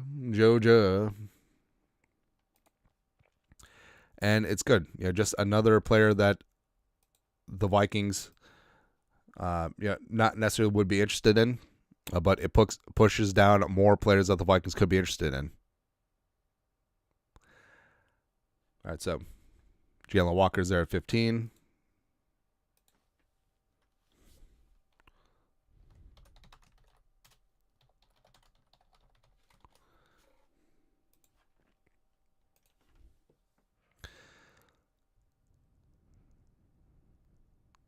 Mason Graham looks like a Brown, man. Rocking that hat. Looks good. Again, there's a lot of talented players still on the board, man. All right, so Jalen just went. Will Johnson, Jahdae Barron, Derek Harmon, Nolan, Hairston, Emin Ware, Ravel, if that knee is good to go, Starks, Zabel. Let's go, man. So how many selections are left? All right, so 1, 2, 3, 4, 5, 6, 7, 8. All right, so 8 picks until then. All right, so let's just count out. Will Johnson 1, Barron 2, Harmon 3, Nolan 4, Hairston 5, Emma Ware 6, Zabel 7, Starks 8, Amos 9, Donovan Jackson 10. So the Vikings are going to be in line for some nice. Either way. Jalen Walker goes. Cardinals on the clock. Our boy, Monty Ossenfort. The pride of University of Minnesota, Morris.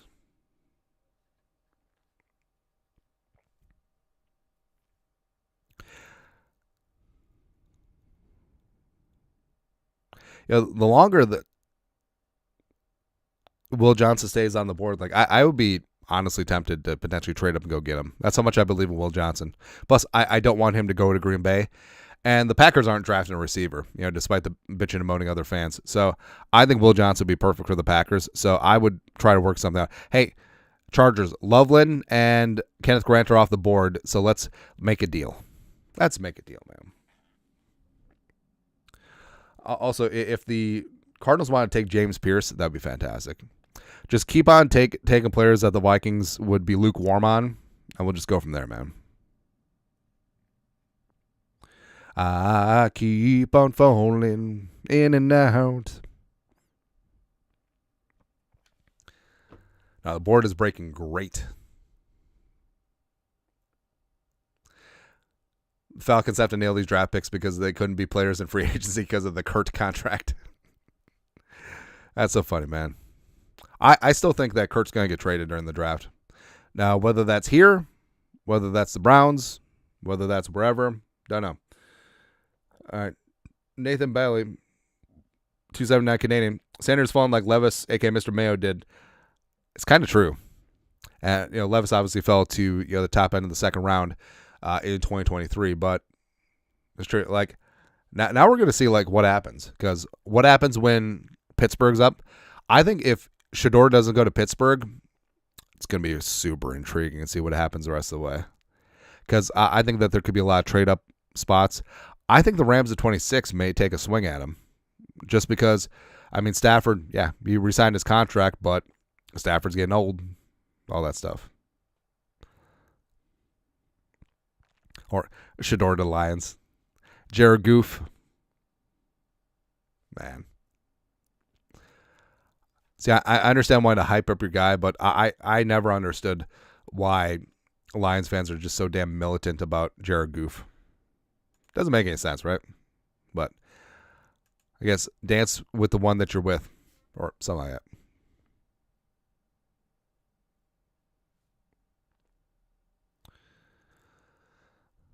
Oh, yeah, they signed Trey McBride to that monster contract. It's good to see, man. And who break loose from the news?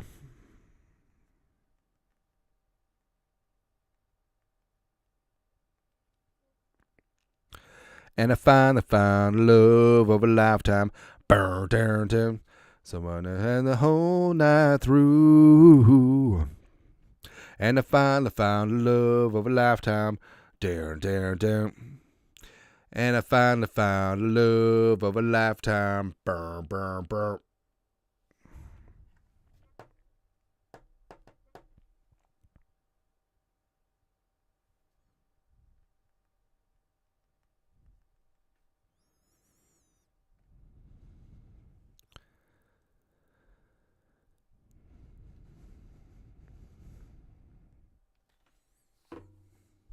Man, I'm just happy with how this has worked out. Because there's going to be so many players. Oh, Cardinals pick is in. Who is it? Will Johnson just chilling.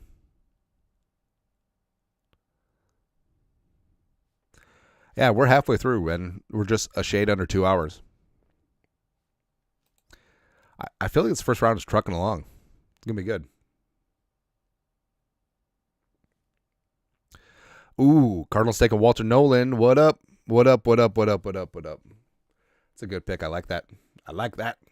And I like Walter Nolan. I'm not terribly broken up they didn't get to the Vikings. Given my choice, I would take Harmon over Nolan. You know? Come on. Come on. Come on. All right, so Walter Nolan, welcome on in. You're an Arizona Cardinal. I kind of like that. So him and Darius Robinson from last year teaming up. Gruesome twosome. I like it.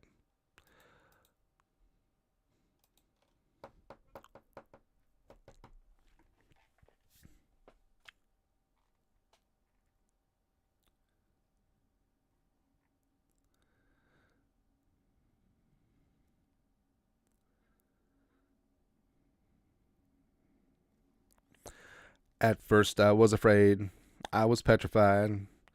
Thinking I could never live without you by my side. And then I feeling sorry for myself. I used to cry.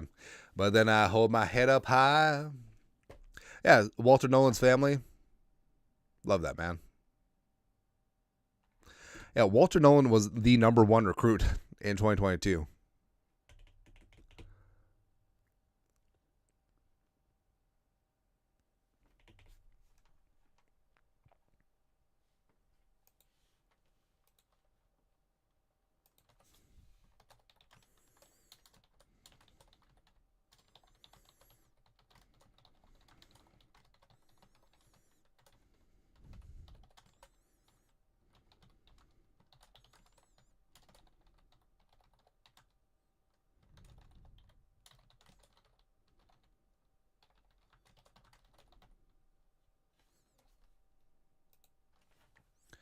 All right, so right now,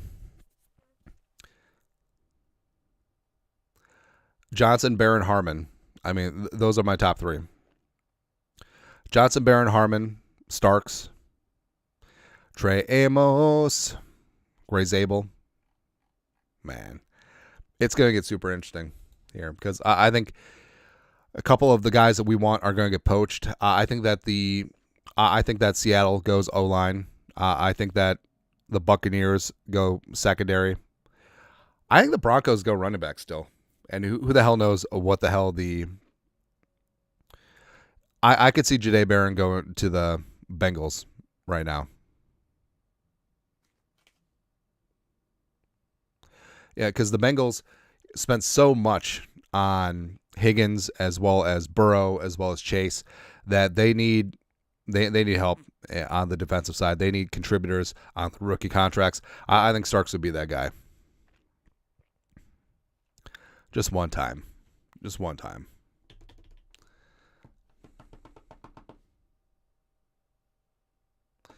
I don't know. Why is DeMar on an Invisalign commercial? Should it be like something with, I don't know, cardiac paddles? Who knows? Also, I find Shane Gillis to be hilarious. I know that some people don't, but Shane Gillis is genuinely funny. And like Gillis isn't like this super polished like stand-up comedian, where he's done his routine 50,000 times, like he has a residency somewhere. Like Shane Gillis just seems like your buddy who's hilarious, right? I think that's what's endearing about him. Like he seems like the type of dude who'd be fantastic to get a couple beers with. There you go.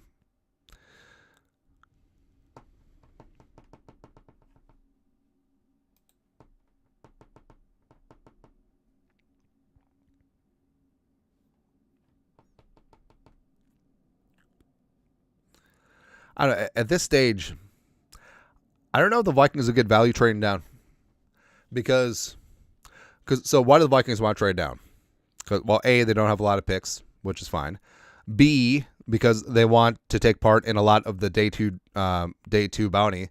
But also, I feel like a lot of other teams will see it that way as well. So I don't know if the Vikings will get commensurate value to trade down just to trade down. Now, if there's a run on, say, offensive tackles, or if a team really wants a quarterback, then the Vikings could have some leverage in that spot. But I don't know. That might be wishful thinking. So I think the Vikings might just have to stick and pick, which is fine. But also, I think the Vikings, if they want to get aggressive day two, start using some of that capital that they're going to get in comp picks next year. So the third and the fourth or the fifth. And even though they're down to fourth next year anyway, just can you package up some of that future capital to get back into the third round? Like, would you give up a third and a fifth in projected comp picks for next year to get another third round pick this year? I think it's something to consider. Oh, Shamar Stewart. Let's go. Let's go, man. All right, so the Bengals take Shamar Stewart at 17. Love to see that.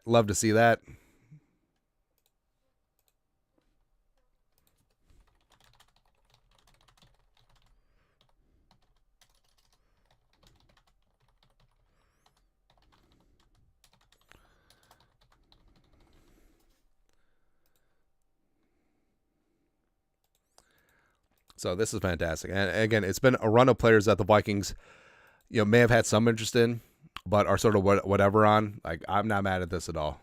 Like Shamar Stewart, we said I think Shamar Stewart has bust potential, but also he has got some boom potential as well. Although, look at his arms. Like I know this is just like a random. He looks like a condor. This is like Jaden Daniels' elbow from last year. It's kind of funny, man. But again, this is a fantastic spot where players that the Vikings probably wouldn't have been in on just keep going. Because, I mean, Shamar Stewart, Jelon Walker, Mykel Williams, Vikings probably will have been out on. Maybe Tyler Booker. Maybe probably Tyler Warren, Colston Loveland as well, if we're being honest. But, I mean, there's just so much talent that's being pushed down the board. This is looking good. All right, so Johnson, Barron, Hammond, Hairston, Zabel, Donovan Jackson. Donovan Jackson not even on the graphic yet. Egbuka. Hell. LB3. Seahawks are trading down with who? Schultz report. Seahawks are trading down. Who are they trading down with?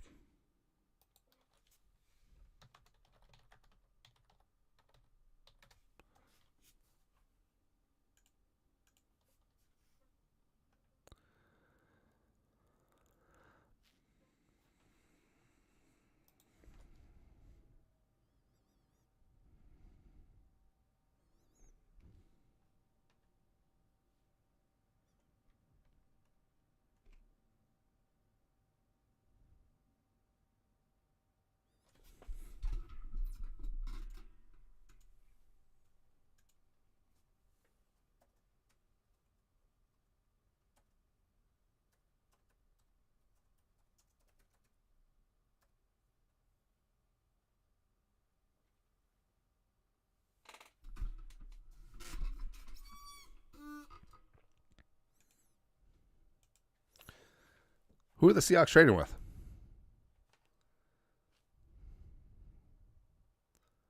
I kind of hope it's the Vikings. Come and get your love. Oh, Lordy. Do we see the Vikings trading up to 18 for Jahdae Barron and or Will Johnson? You would love to see it.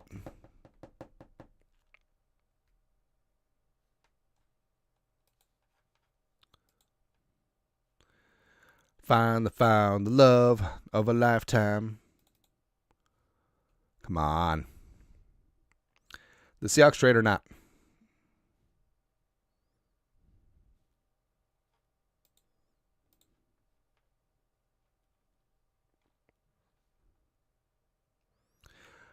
Cody Pierce, $10, 7 picks away from getting Will Johnson. That's right, baby. Keep on falling. Hell, maybe it was Kwesi putting out there. Well, we have some concerns about his long speed. We have some concerns about the toe. Just keep muddying the waters. Go get our guy. Oh, yeah, Shamar Stewart wearing the all-green jumpsuit.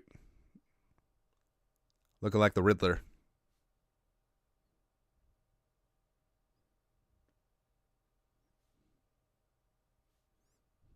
I mean, Roger Goodell has to have bruises at the end of the night, right? All those man hugs. Plus, Goodell's kind of an older dude, right? He's getting up there. Diego Sid, OG Jerome, $10. Andy, love the coverage. How would you feel about the NFC North rival if your son went to football college, got drafted, and got selected by the Packers, Bears, or Lions? We'll root for them except for when they play the Vikings. We draw the line. It's kind of funny. It's who was? Because Barry Sanders. His dad was, I think his dad was a diehard Oklahoma fan, but obviously, he went to Oklahoma State. I think that's correct. I think it's something like that, or maybe he was a Texas fan or something. But yeah, his rationale was we'll say it's Oklahoma. His rationale was I was an Oklahoma fan before Barry was born, so I'm not changing. It's kind of great, but man, Barry Sanders is a bad dude. Barry Sanders, I was happy to be around in the Barry Sanders era. I'm just super lucky. Kids today don't know. Kids today don't know. Oh, Bucky Irving, he's hard to tackle, like Barry Sanders. Kids today don't know. Or how they keep making the case that LeBron is better than Jordan. Longevity is not an attribute. Hey, if longevity is a measurement of greatness, Frank Gore is the greatest running back of all time. That's all I'm saying. So, Seattle's not trading?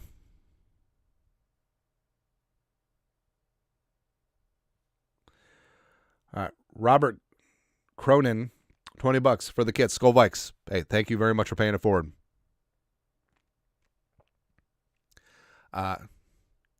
Who's this dude? All right, so the Seahawks are trading out. Jordan Schultz, you lied. Is this the Gray Zabel pick? Or did they draft Will Johnson and then trade Tariq Woolen? Ooh, that'd be spicy.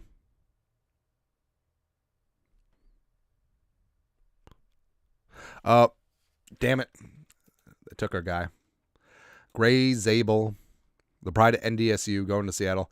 I feel like that was one of the more common, mock spots, and just bore out. So, Gray Zabel, boo.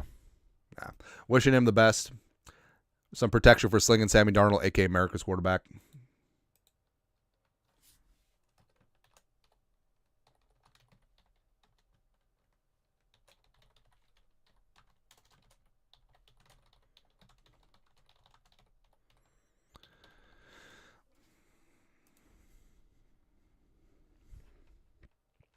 All right, so Zabel is the first player that came off the board that the Vikings realistically had a shot at, and kind of bummed about missing out on. But, basically 1, 2, 3, 4, 5, 1, 2, 3, 4, 5, 5 more picks to go. And the Vikings are in business because remember, look who's still on the board: Will Johnson, Jahdae Barron, Derek Harmon. Emenware. Malachi Starks is still there. Wow. Donovan Jackson. Ooh, he is for real. And to be honest, like Hottie Campbell, I wouldn't be upset by it. Jackson Pollock, $5. What up? What up? Love your paintings. Wait, who drew the soup? Was that Warhol? I think it was Warhol.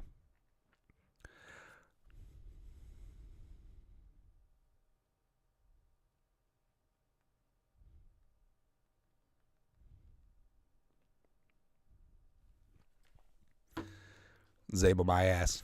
All right, Zabel goes Seattle. I'm glad that Sling and Sammy Darnold you're getting some protection, but also when the Vikings play at Seattle, you're going to crumble like a dog. Dylon, $5 goal. What up? But overall, like I'm super fired up because there's so many players that were taken early on that the Vikings probably wouldn't have been interested in, and frankly, a lot of people overthought. So like we said, the top 8 picks, beyond the whole Browns and Jaguars trade, the first 8 picks were pretty straightforward of players that you thought were going to be gone. But then Banks, who people overthought, Michael Williams, it's Montel Chilliams, Booker. There's a reason why they invited Booker to draft night. Kenneth Grant going early. Jelon Walker all up in there. Nolan, Shamar Stewart as well. So this is good. This is very, very good that there's a lot of talented players being pushed down to the Vikings right now.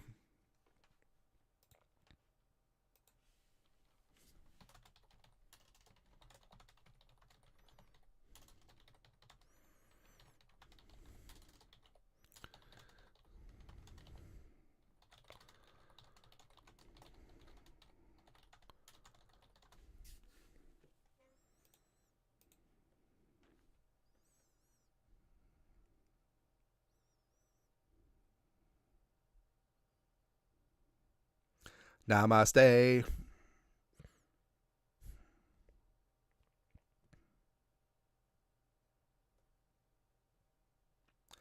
Gray Zabel looking good enough.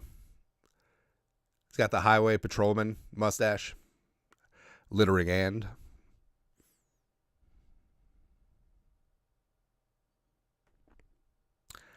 I don't know. Like, I'm sort of on the fence. Like, I feel like given the talent that's still there, maybe the Vikings stick and pick.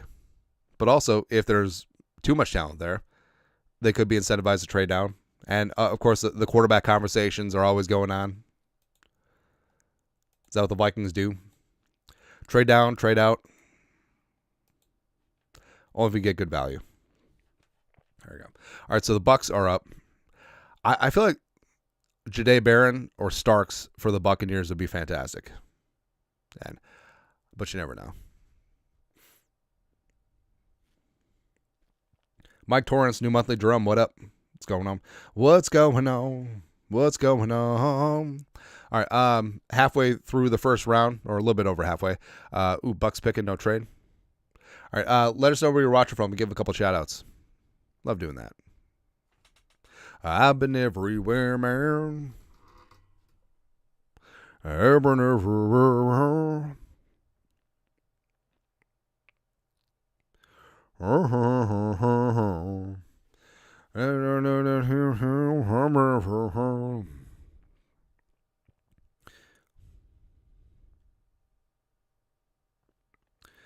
When I said that I love you, I meant that I love you forever. And I'm gonna keep on loving you. 'Cause it's the only thing I wanna do. I don't wanna sleep. I just wanna keep on loving you. Ooh. The Malachi Starks. To be honest, I would rather have Barron than Starks. Oh, that's pretty close. Will Johnson above him. All right, a couple shout outs. Let's see here. Perham, Minnesota, up north. Seattle. I love Seattle, except for the rain and the people and everything about it. Other than that, it's really good. Actually, I like it. I feel like the vibe in Seattle is super chill. All right. Duluth, Paducah, Kentucky. What up? Nova Scotia, Hotlanta, Lincoln, Nebraska. Wow. Buccaneers taking Egbuka. That's right. Just more and more players getting pushed down the board for the Vikings sexy time, baby. So don't get me wrong. Egbuka's a bad mofo, but there's so many players being drafted that the Vikings probably wouldn't have considered. So let's go. Let's go. Let's go, man. That's fantastic. All right. A couple more shouts. Savage, Marshall, Minnesota, Forest Lake, Flake. Seems to me that may be Austin, Texas. What up? Des Moines. Des Moines is actually a really fun town. Detroit, Rock City, Chicago, Northeast Minneapolis. What up? Saipan. That's the island of Saipan. Just remember that from, what was that line from? Oh, it's from Wind Talkers. Yeah, the Nicolas Cage movie. Christian Slater gets his head cut off. Anyways, Long Island, Strong Island, baby. Cape Coral, Albuquerque, ABQ, Barcelona. I like when they actually spell out the TH, Barcelona. Alexandria, Minnesota, Panama, Brainerd, Bismarck, Virginia. Meet Virginia, Big Island, Hawaii. What up? See, I love that Hawaiians love macaroni salad. That's fantastic. Let's see here. Ham Lake, Ham. St. Thomas. Watch for Michigan. What up? Vermont. Love your syrup. Maple Grove. Oh, I've talked about this before, but I feel really stupid. But I didn't put one and one together that maple trees didn't produce maple syrup. They produce sap, which is boiled down to make syrup. Feel kind of dumb, but I don't care. Let's see. Phoenix, Ohio. Okinawa. What up? Tucson, Alaska. Compton. Comes straight out of Compton. Oh, Nickason, Fridley. The ghettos. Fridley is more ghetto than Compton. Virginia Beach. Va Beach. Seppi. 6 pounds. Thanks for your content. Love what you do. Greetings from Germany. Guten Tag. Iklididik.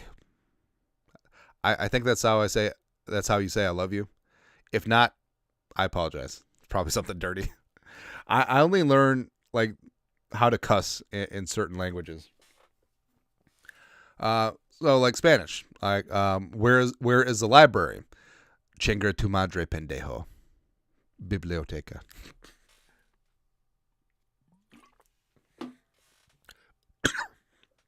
Or Chinese, ordering a beer. Hujiwantul PGO. Probably got the accents way wrong. Or BS in Vietnamese. Tao Lao. Really comes in handy playing poker. Tao Lao.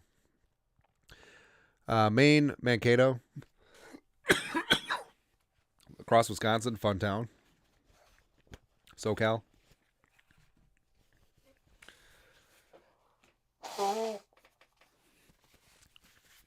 Like I said, I'm just going to start blowing my nose on air.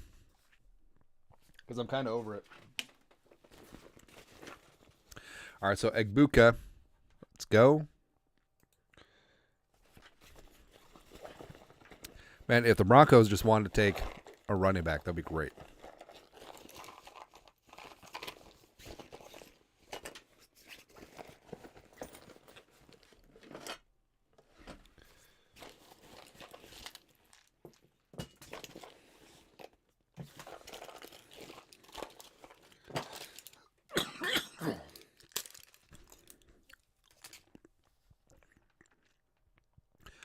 Jordan Schultz. Giants have been trying to get back into round one. Let's go. Merman, $2 besides Green Bay. Who else could go? Johnson. Honestly, any of these teams could go cornerback. We may see a run on defensive backs right now. Jason Air, $2. Oklahoma. Let's see Ollie Gordon in day 2 one time. I probably could get Ollie Gordon day 3. That's how deep this running back class is. And Ollie Gordon's a good running back, man. There you go.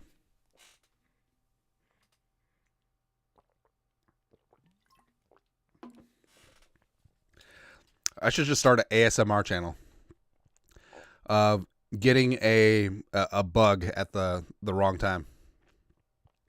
Broncos and stupid ass Sean Payton.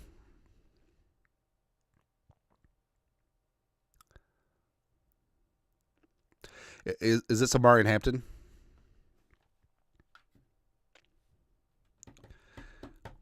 I feel like we're getting close.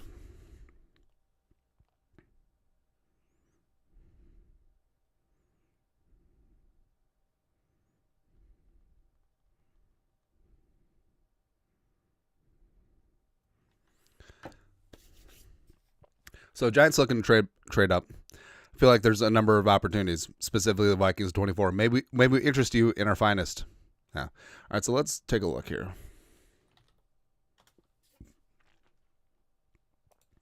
The New York Football Giants.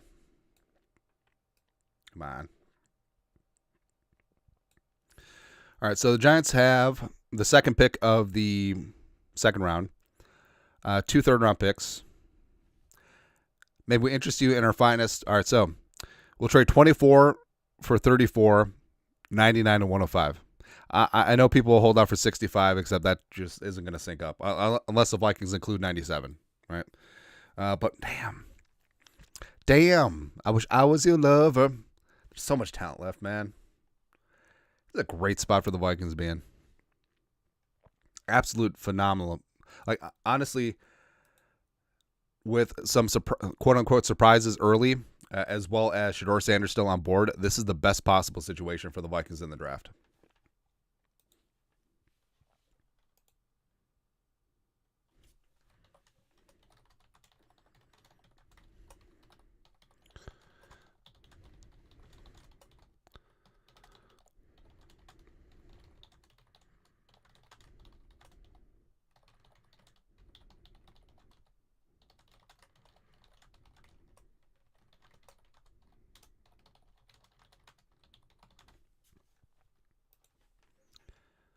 Come on.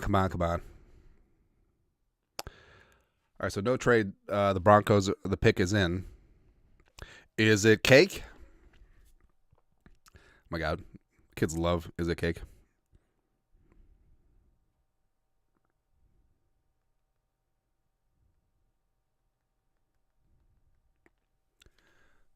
And it's so tricky.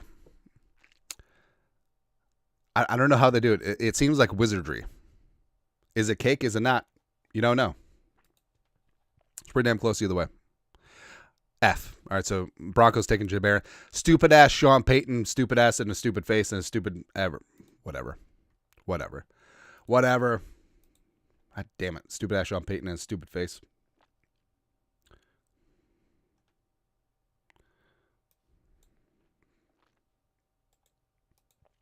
Damn. I wish I was your lover. All right, so Jahdae Barron goes, but it's okay. Tranquillo. Stupid ass Sean Payton has stupid face.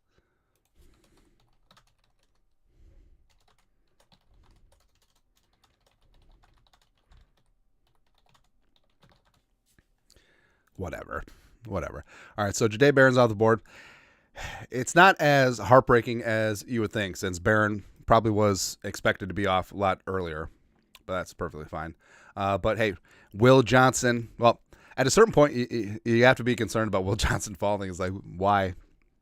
Is that turf toe a legitimate concern long term? But as I said, I know that people make a big deal about his straight line speed. I honestly do not care. You know where he looked fast? On game tape. He's perfectly fine. Damn. I'm going to take you by surprise and make you realize, Amanda. Stupid Baron. But still, I mean, the Viking, this is honestly one of the best case scenarios for the Vikings because Shedeur keeps falling, so the specter of getting a trade out is there. Will Johnson is on board. Derek Harmon is on board. Hairston, Donovan Jackson is still there. Freaking Starks is still there. God damn. So I kind of like it. Kind of like how this is all turning out, even though stupid ass Sean Payton is stupid ass. Like, I'll play the clip, except I don't have it queued up.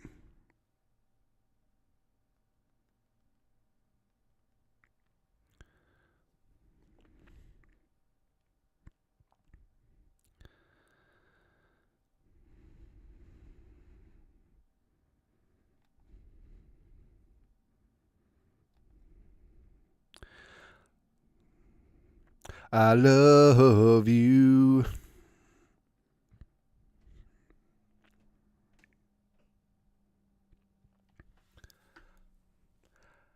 Also, it's interesting. So, completely glossed over that the Buccaneers drafted Egbuka, working in the slot. So Mike Evans still doing it. They just re-signed Godwin. I mean, that's a lot.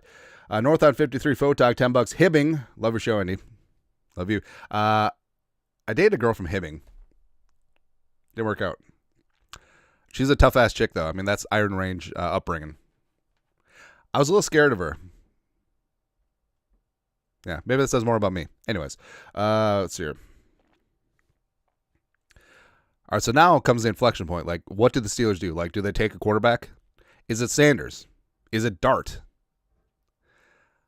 Hey, I love that our boy George Payton has survived like 17 regime changes. Janae Barron, Texas hooking, baby. That's right.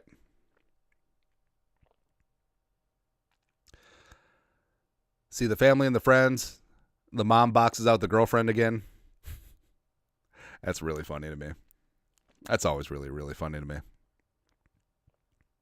Also, we've talked about when I've been sick before, I get the Men's Warehouse voice going. You're going to like the way you look. I guarantee it. Except, Steelers taking Derek Harmon. God damn it. All right. No.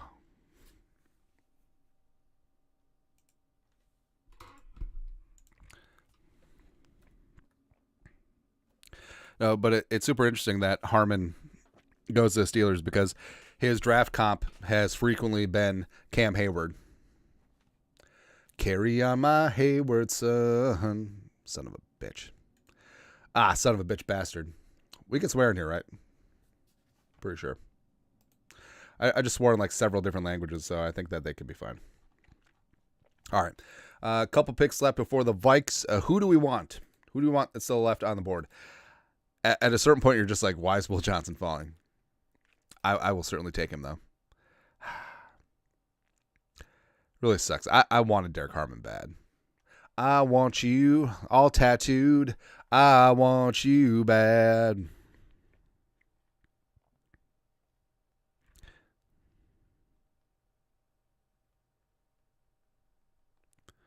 Complicated. X-rated. I want you to... Oh, Shador Sanders. Just chill. Oh, Shador's got someone in his group wearing one of those stupid big-ass hats. I feel like as soon as that happens, I'm out. Vikings up in 2 picks. So Harmon is gone. I feel like the Vikings could be in like BPA mode. So BPA picks. Hottie Campbell, Hampton, Mike Green even, Pierce. I don't know. Like I feel like the Vikings could be in Donovan. The Vikings could be in like a surprise spot.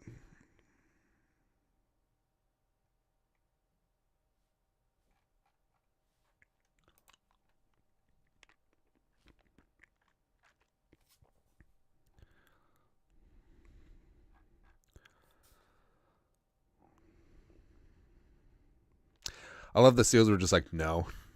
Shador, no. Although, the Steelers have been treating their quarterback position like a science freaking experiment, man. TJ Watt deserves better.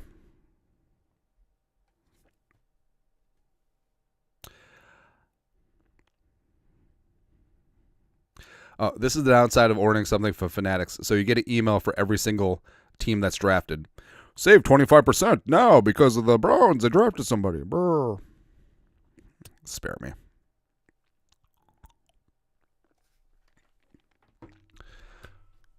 I think Shador might fall out of the first round.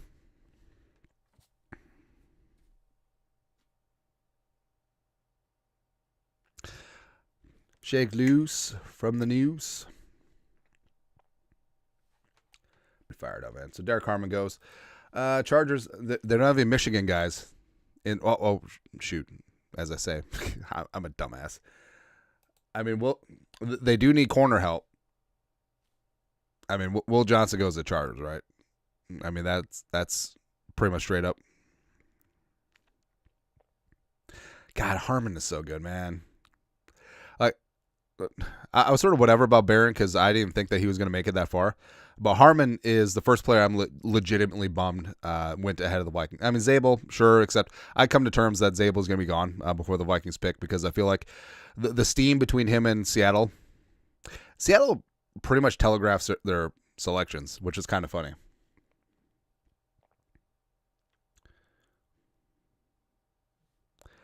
Yeah, I mean, the two teams ahead of the Vikings very easily could take Will Johnson. Chargers need cornerback help, as well as the Michigan man Harbaugh connection, plus the Packers definitely need defensive back help. So, I mean, the Packers could draft Will Johnson and then trade Jar or cut Jar immediately, which would be very, very funny to me. And that's what I'm supposed to do.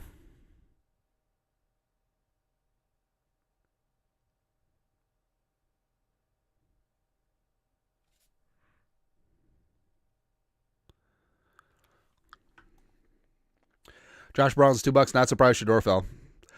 It's kind of fair. I feel like, I don't know, the draft community is fantastic, but I feel like once they latch on to certain narratives, like it's just stuck. Like the narratives for hyping up, oh, Shador or Cam Ward at 1. What's it going to be? Or Kelvin Banks is not going to be a high pick. It's ridiculous.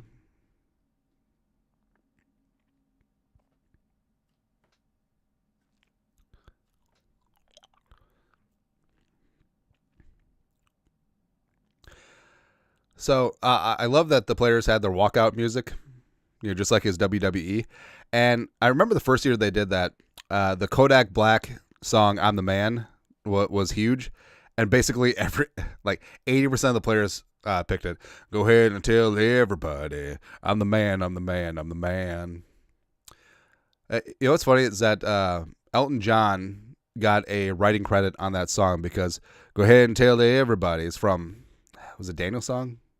Something like that. I don't know. Ooh, Nickelback. Oh, here's an admission. So speaking of groupthink and memes and narratives, Nickelback is actually fine. Like, Nickelback is actually a perfectly fine modern rock band. Live show. I've been to a Nickelback show. It's part of like a summer tour, a bunch of bands together, and they're pretty damn good. And I feel like in real life, like, people enjoy Nickelback. And I think, honestly, it was just a bunch of people online. They're just like, oh, Nickelback sucks. It's a meme. You guys like Nickelback. Nickelback's actually pretty damn good. I mean, let's be completely honest here. It's like people hated on Creed for so long that now it's like ironic to like Creed. Creed was perfectly fine this entire time. I created my home person. I mean, Creed was damn good. Like, well, Scott Stapp thinking he was Jesus, that was a little bit too far. But like Mark Tremonti, guitarist, fantastic. The drummer was fine.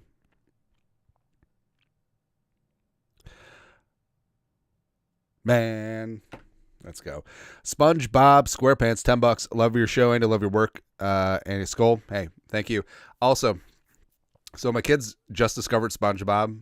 Now, I didn't watch SpongeBob growing up. It was a little bit after my time, but like I understand the memes. I'm aware of the memes, right? And it's just so funny, just watching them. And yeah, our middle son Rocco will do like the Squidward voice. Is this the Krusty Krab? It's funny. Or so we're gonna do a family Halloween costume, and Rocco wants to be Patrick. It's like, nobody wants to be Patrick. Come on, man. Come on. All right. Let's see here.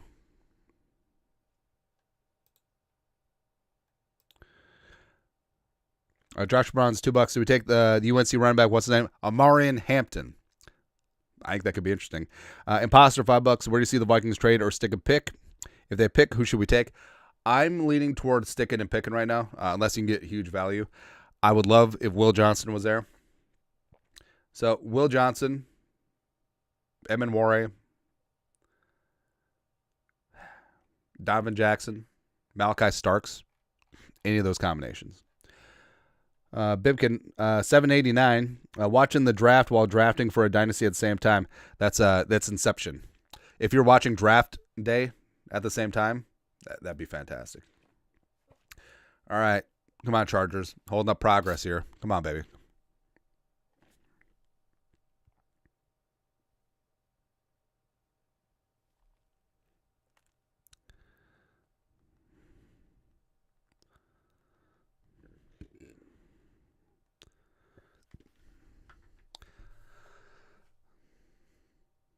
See, I don't know about the LA Chargers.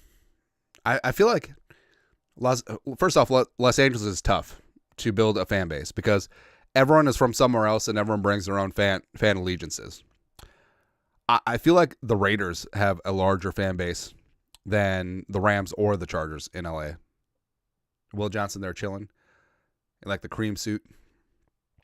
Yeah, because obviously the Chargers spent time in LA after Al Davis moved on from Oakland to LA and then LA to Oakland. But I don't like the Rams won a Super Bowl in 2021 and their Super Bowl parade had like Diego because San Diego, maybe it's not like a hardcore sports town, but they love the Chargers. They love the Chargers, man. And basically what it came down to is that the Spanoses had a disagreement with, the city, building a stadium, all that stuff. It's the usual thing, right? I just don't see them having a toehold in LA ever. I think eventually they'll move back. Harbaugh, who's got it better than us? Nobody.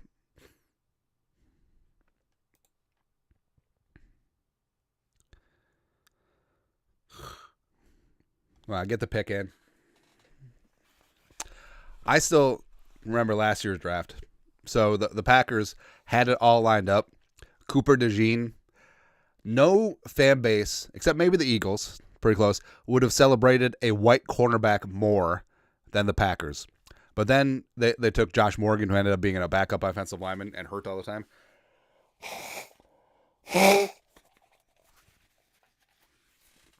That's good pod. That's not that's production value you don't get anywhere else.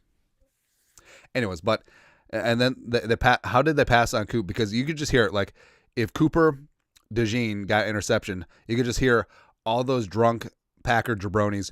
Coop. Plus, that they would have loved a white corner.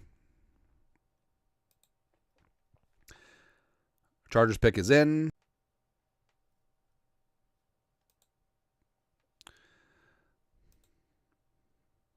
Who's it going to be? How's it going to be? Yeah, the Chargers used up all their time. I thought that this is going to be another Kevin Williams situation. Although that worked out pretty good for the Vikings.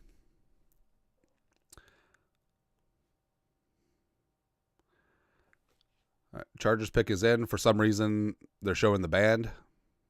Okay. This should be Hottie Campbell. Actually, Marion Hampton would be really good for the Chargers, too.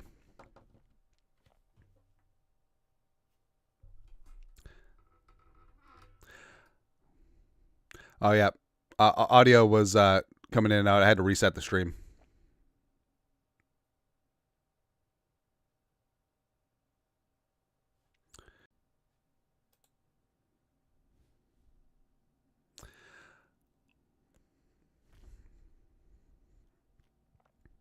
All right. Yeah, I had to restart the stream here for a second. I did. So just give it a second. Oh, good. So Chargers take Amari and Hampton. Good. How did this not get spoiled? Wow. All right, so again, another fantastic one. All right, so another fantastic one. I'm pretty fired up for this one. And Hampton just makes sense because Harbaugh wants to pound the rock. Amari and Hampton is that man gap running back, and that's a really good fit. That's a really, really good fit. Now the Packers. Now the Packers just take Shedeur. Just admit failure. Just admit failure on Jordan Love and also paying Jordan Love and just go do that. Just Rodgers, Jordan Love. It'd be funny.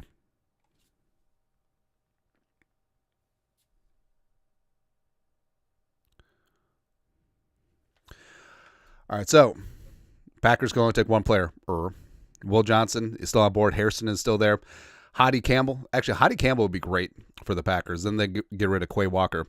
Hampton is gone with the wind. Amon Warre. Darius Alexander. Ravel. Starks is still on board. So it's kind of surprising that Starks is still there. And usually when you have someone who probably should have been a early pick, maybe it's the draft consensus was wrong, but also sometimes it could be medicals. And it'll come out like in between day 1 and 2. Or be like, Dr. James Andrews has completely cleared player XYZ for this. And then you're good to go. All right. Is our audio back normal?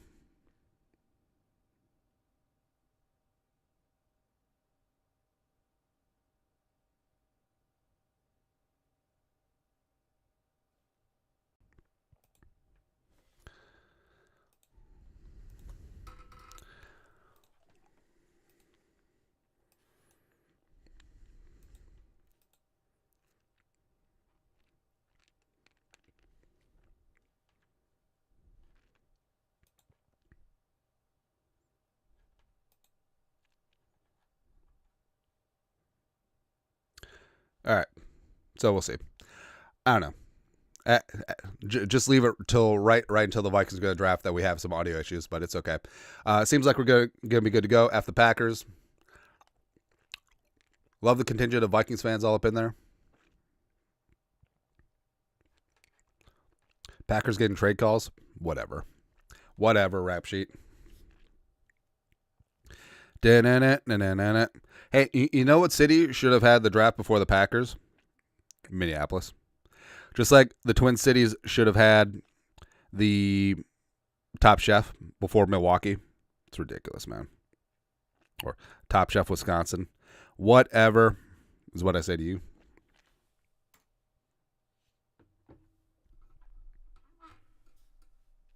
Harrison Sweet, $5. If you close app browser and relaunch it, it fixes audio bug. Is that for me or for the listeners? Because I think I did that. Yeah. See, who could be surprise picks for the Vikings? Jonas Avenaya, Jared Wilson,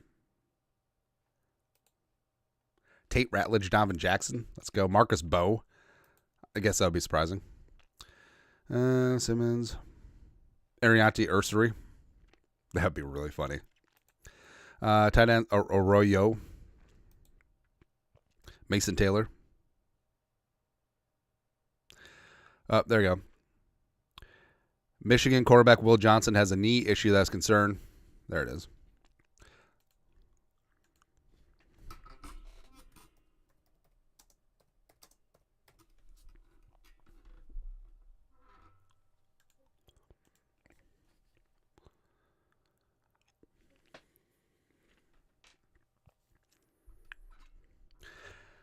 Yeah, and as we said, it's something that's always a little bit weird. When you see a name player that consensus-wise should have been drafted earlier, usually it comes out, Harrison Sweeney, hey, thank you.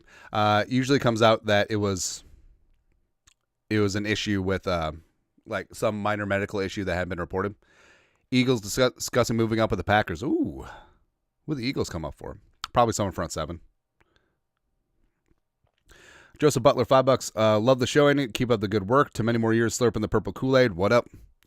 Maybe we'll make a Tumblr. Who knows? Maybe not. 23 Packers. Come on. Shum on. God, there's so many drunk people there. Also, was that Tiki Barber on the stage? Yeah, because no one rouses a crowd like Tiki Barber.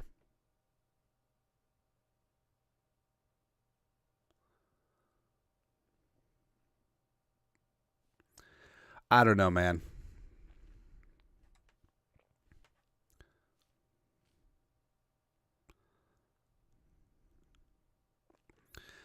Come on. Packers going to take up their whole clock. Come on.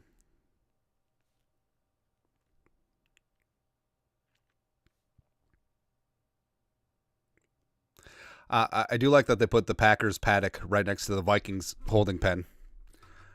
Although, what happens if you have to pee? That's what I'm most concerned about.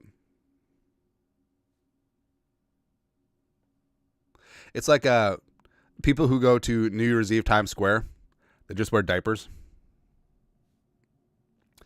because there ain't no restrooms out there.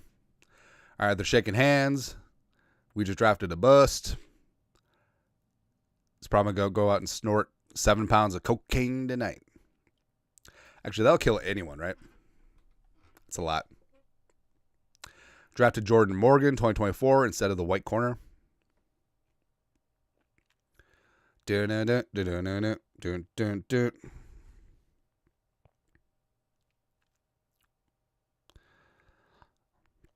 right, no trade Packers picking. So lots of clock being burned because of trade discussions. Man, it sucks that Will Johnson just drops off the face of the map because of that knee. Also, I think it's funny. Well, we're not drafting him because of his knee, but if we get him in the second round, that's value. Nah, I understand it, but it's still funny. Packers pick is in. Vikings are on the clock. Oh, Packers actually did take a wide receiver. Matthew Golden, the golden dude.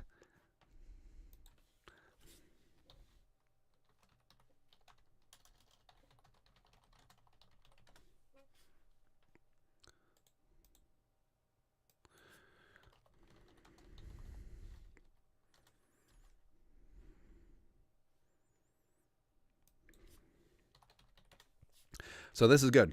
This is very, very, very, very, very good. All right, so Matthew Golden, Vikings are on the clock. All right, so Will Johnson, knee and all. Hairston, Golden's gone. Emenware, Starks, Donovan Jackson. Let's go. Let's go. All right, here we go, baby. On that clock. Frankly, I wouldn't mind if the Vikings take up all their time, try and get a trade done, just explore all the options.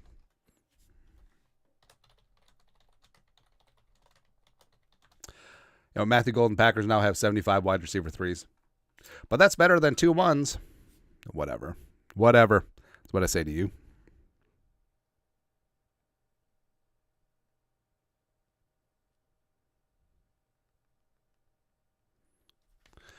Vikings are on the clock. What do we do? So the Vikings, I don't believe, had Will Johnson in for a top 30 visit. They did meet with him at his private workout. Durante Jones was there, but I don't know if the medical staff made that trip. So I don't know. Like, I feel like he moved well at his private workout by all accounts. So I would gamble here. I mean, Will Johnson has top 10 talent if you're getting him at 24. Go ahead. Emenware is still there. Malachi Starks should be in that mix as well. Donovan Jackson, I wouldn't mind taking at 24. Although, it's going to be something random. So what would be the most random but reasonable pick here? Vikings on the clock. Open train down. I don't know. Hottie Campbell. Hottie Campbell would be wild. Siobhan Ravel. Hell, do they just take Shador and then just hang on to him to trade him? That'd be really funny. Higgins would be random. Mason Taylor, sure. Harrison Sweeney, $5. Is it just me? Has there been an abnormally low amount of trades? I know the draft is a lot of talent, but I thought that we'd get more. Yeah, I mean, beyond that whole Jaguars and Browns trade, I mean, it wasn't much. Not a whole lot, which kind of stinks because we were promised that this is going to be wild, man. All right, so Packers taking Matthew Golden. Come on, baby. Come on, baby. We need it. We need it. We need it one time. While you're here, speaking of which, where'd it go?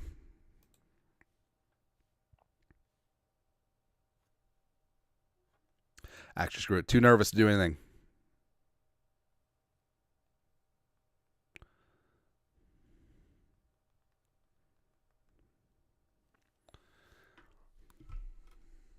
All right, so get your final predictions in. Who's it going to be? Who's it going to be when you don't know me anymore? God, I know it's a risk. I would still take Will Johnson, standing 10 toes down on that. Will Johnson's a stud, man. All right, so 5:20 left on the clock for the Vikings. About halfway through our time. Vikings obviously open for trading. I wouldn't mind it if the Vikings got commensurate value, except there's enough firepower here at 24 that if the Vikings stick and pick, ain't mad at that. So basically, all options open.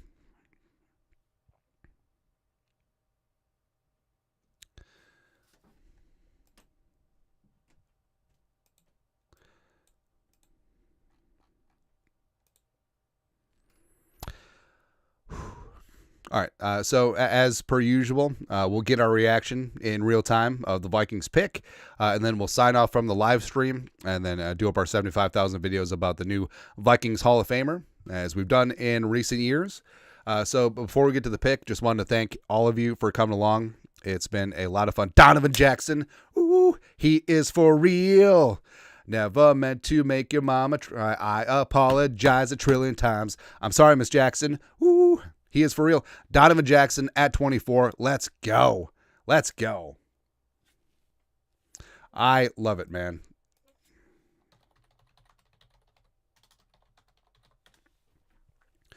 He is for real. Never meant to make your daughter cry. Donovan Jackson. Man. So I know. Hey, the Vikings learned the lessons by watching the Eagles just completely tear up the playoffs like a Kleenex ass snot party.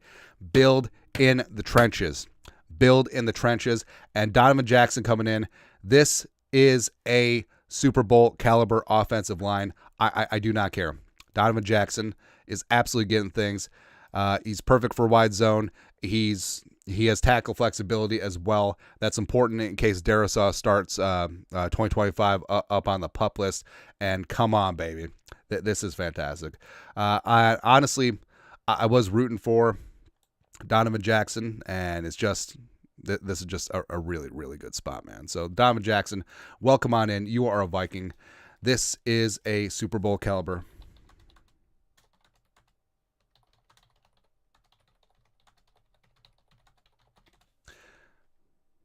So I like that we got our thank you interrupted mid-sentence, but Donovan Jackson is all up in that mix. So Jackson, Lancerline, NFL.com, broad frame, 3-year starter, blah, blah, blah, Wyatt Teller, blah, blah, blah. But what it comes down to is he was a 3-year starter at Ohio State. He's got anchor for days. He's got great movement skills, very well versed in outside zone. They blocked a lot more man and gap last year because of Will Howard, but he's a finisher. He's one of the big reasons why Trevon Henderson and Judkins got things going, man. And again, baby, this is stuff that dreams are made of, because we finally found the love of a lifetime where Kwesi finally, the Vikings finally took the interior offensive line seriously. And Fries, Ryan Kelly, Donovan Jackson, my God. This is a Super Bowl caliber offensive line. This is the not effing around crew. This is going to protect J.J. McCarthy. You're going to run the ball with aplomb with Mason and Aaron Jones. And the Vikings offense is legitimately scary. Like, honestly, adding Jackson to the offensive line mix, it's just so good, man. It's just so good. Plus, plus athlete as well. Would have timed out great if he ran the 40. Everything is good to go. I mean, I'm really fired up about this pick, and I know that Jackson, maybe some people were down on him, but hey, at this point at 24, the Vikings didn't get the trade down offers in, but that's perfectly fine. But hey, what's interesting is that they took Jackson over Will Johnson, so maybe those knee concerns are for real. They passed on secondary as well. Oh, I forgot. I bet on offensive line being first Vikings pick at plus 380. Let's go. So a couple jelly beans all up in there as well. But Jackson, man. Ooh, the Giants traded back in. Giants traded back in with the Texans. So they're taking Shedeur. There you go. But honestly, I mean, there's some big-time names left on the board. So Will Johnson, Nick Emenware, as well as Malachi Starks, who frequently have been mocked to the Vikings, but man, Donovan Jackson, he is for real, baby. I adore this pick. The Vikings are finally getting back to having the meats. And again, this is a legitimate effing offensive line. And everything starts and ends up front. This is absolutely a fantastic day. So super excited, super elated. The board broke properly for the Vikings. And sticking and picking, I ain't mad at taking Donovan Jackson. He's absolutely legit. And I think that he's going to be one of the better guards in the league very, very soon. Right. So that's it. That's the live stream. Thank you, everyone, for the donations to Twin Cities and South Korea charity, adoption charities and support organizations. You guys are the absolute best. We smashed our 2,500 goal. You're probably closer to 3K. We'll tally it up. We'll let you know in the morning news dump. And Donovan Jackson, he is for real. He is for real. Again, this offensive line is the not effing around crew. I love it, man. I absolutely love it. I love the Jeromes. I love everyone. Sorry about the technical difficulties. Sorry for the sneezing, coughing, whatever. But, baby. Ooh, baby. That's right. Anyways, you're the absolute best. Love the Jeromes. Skol.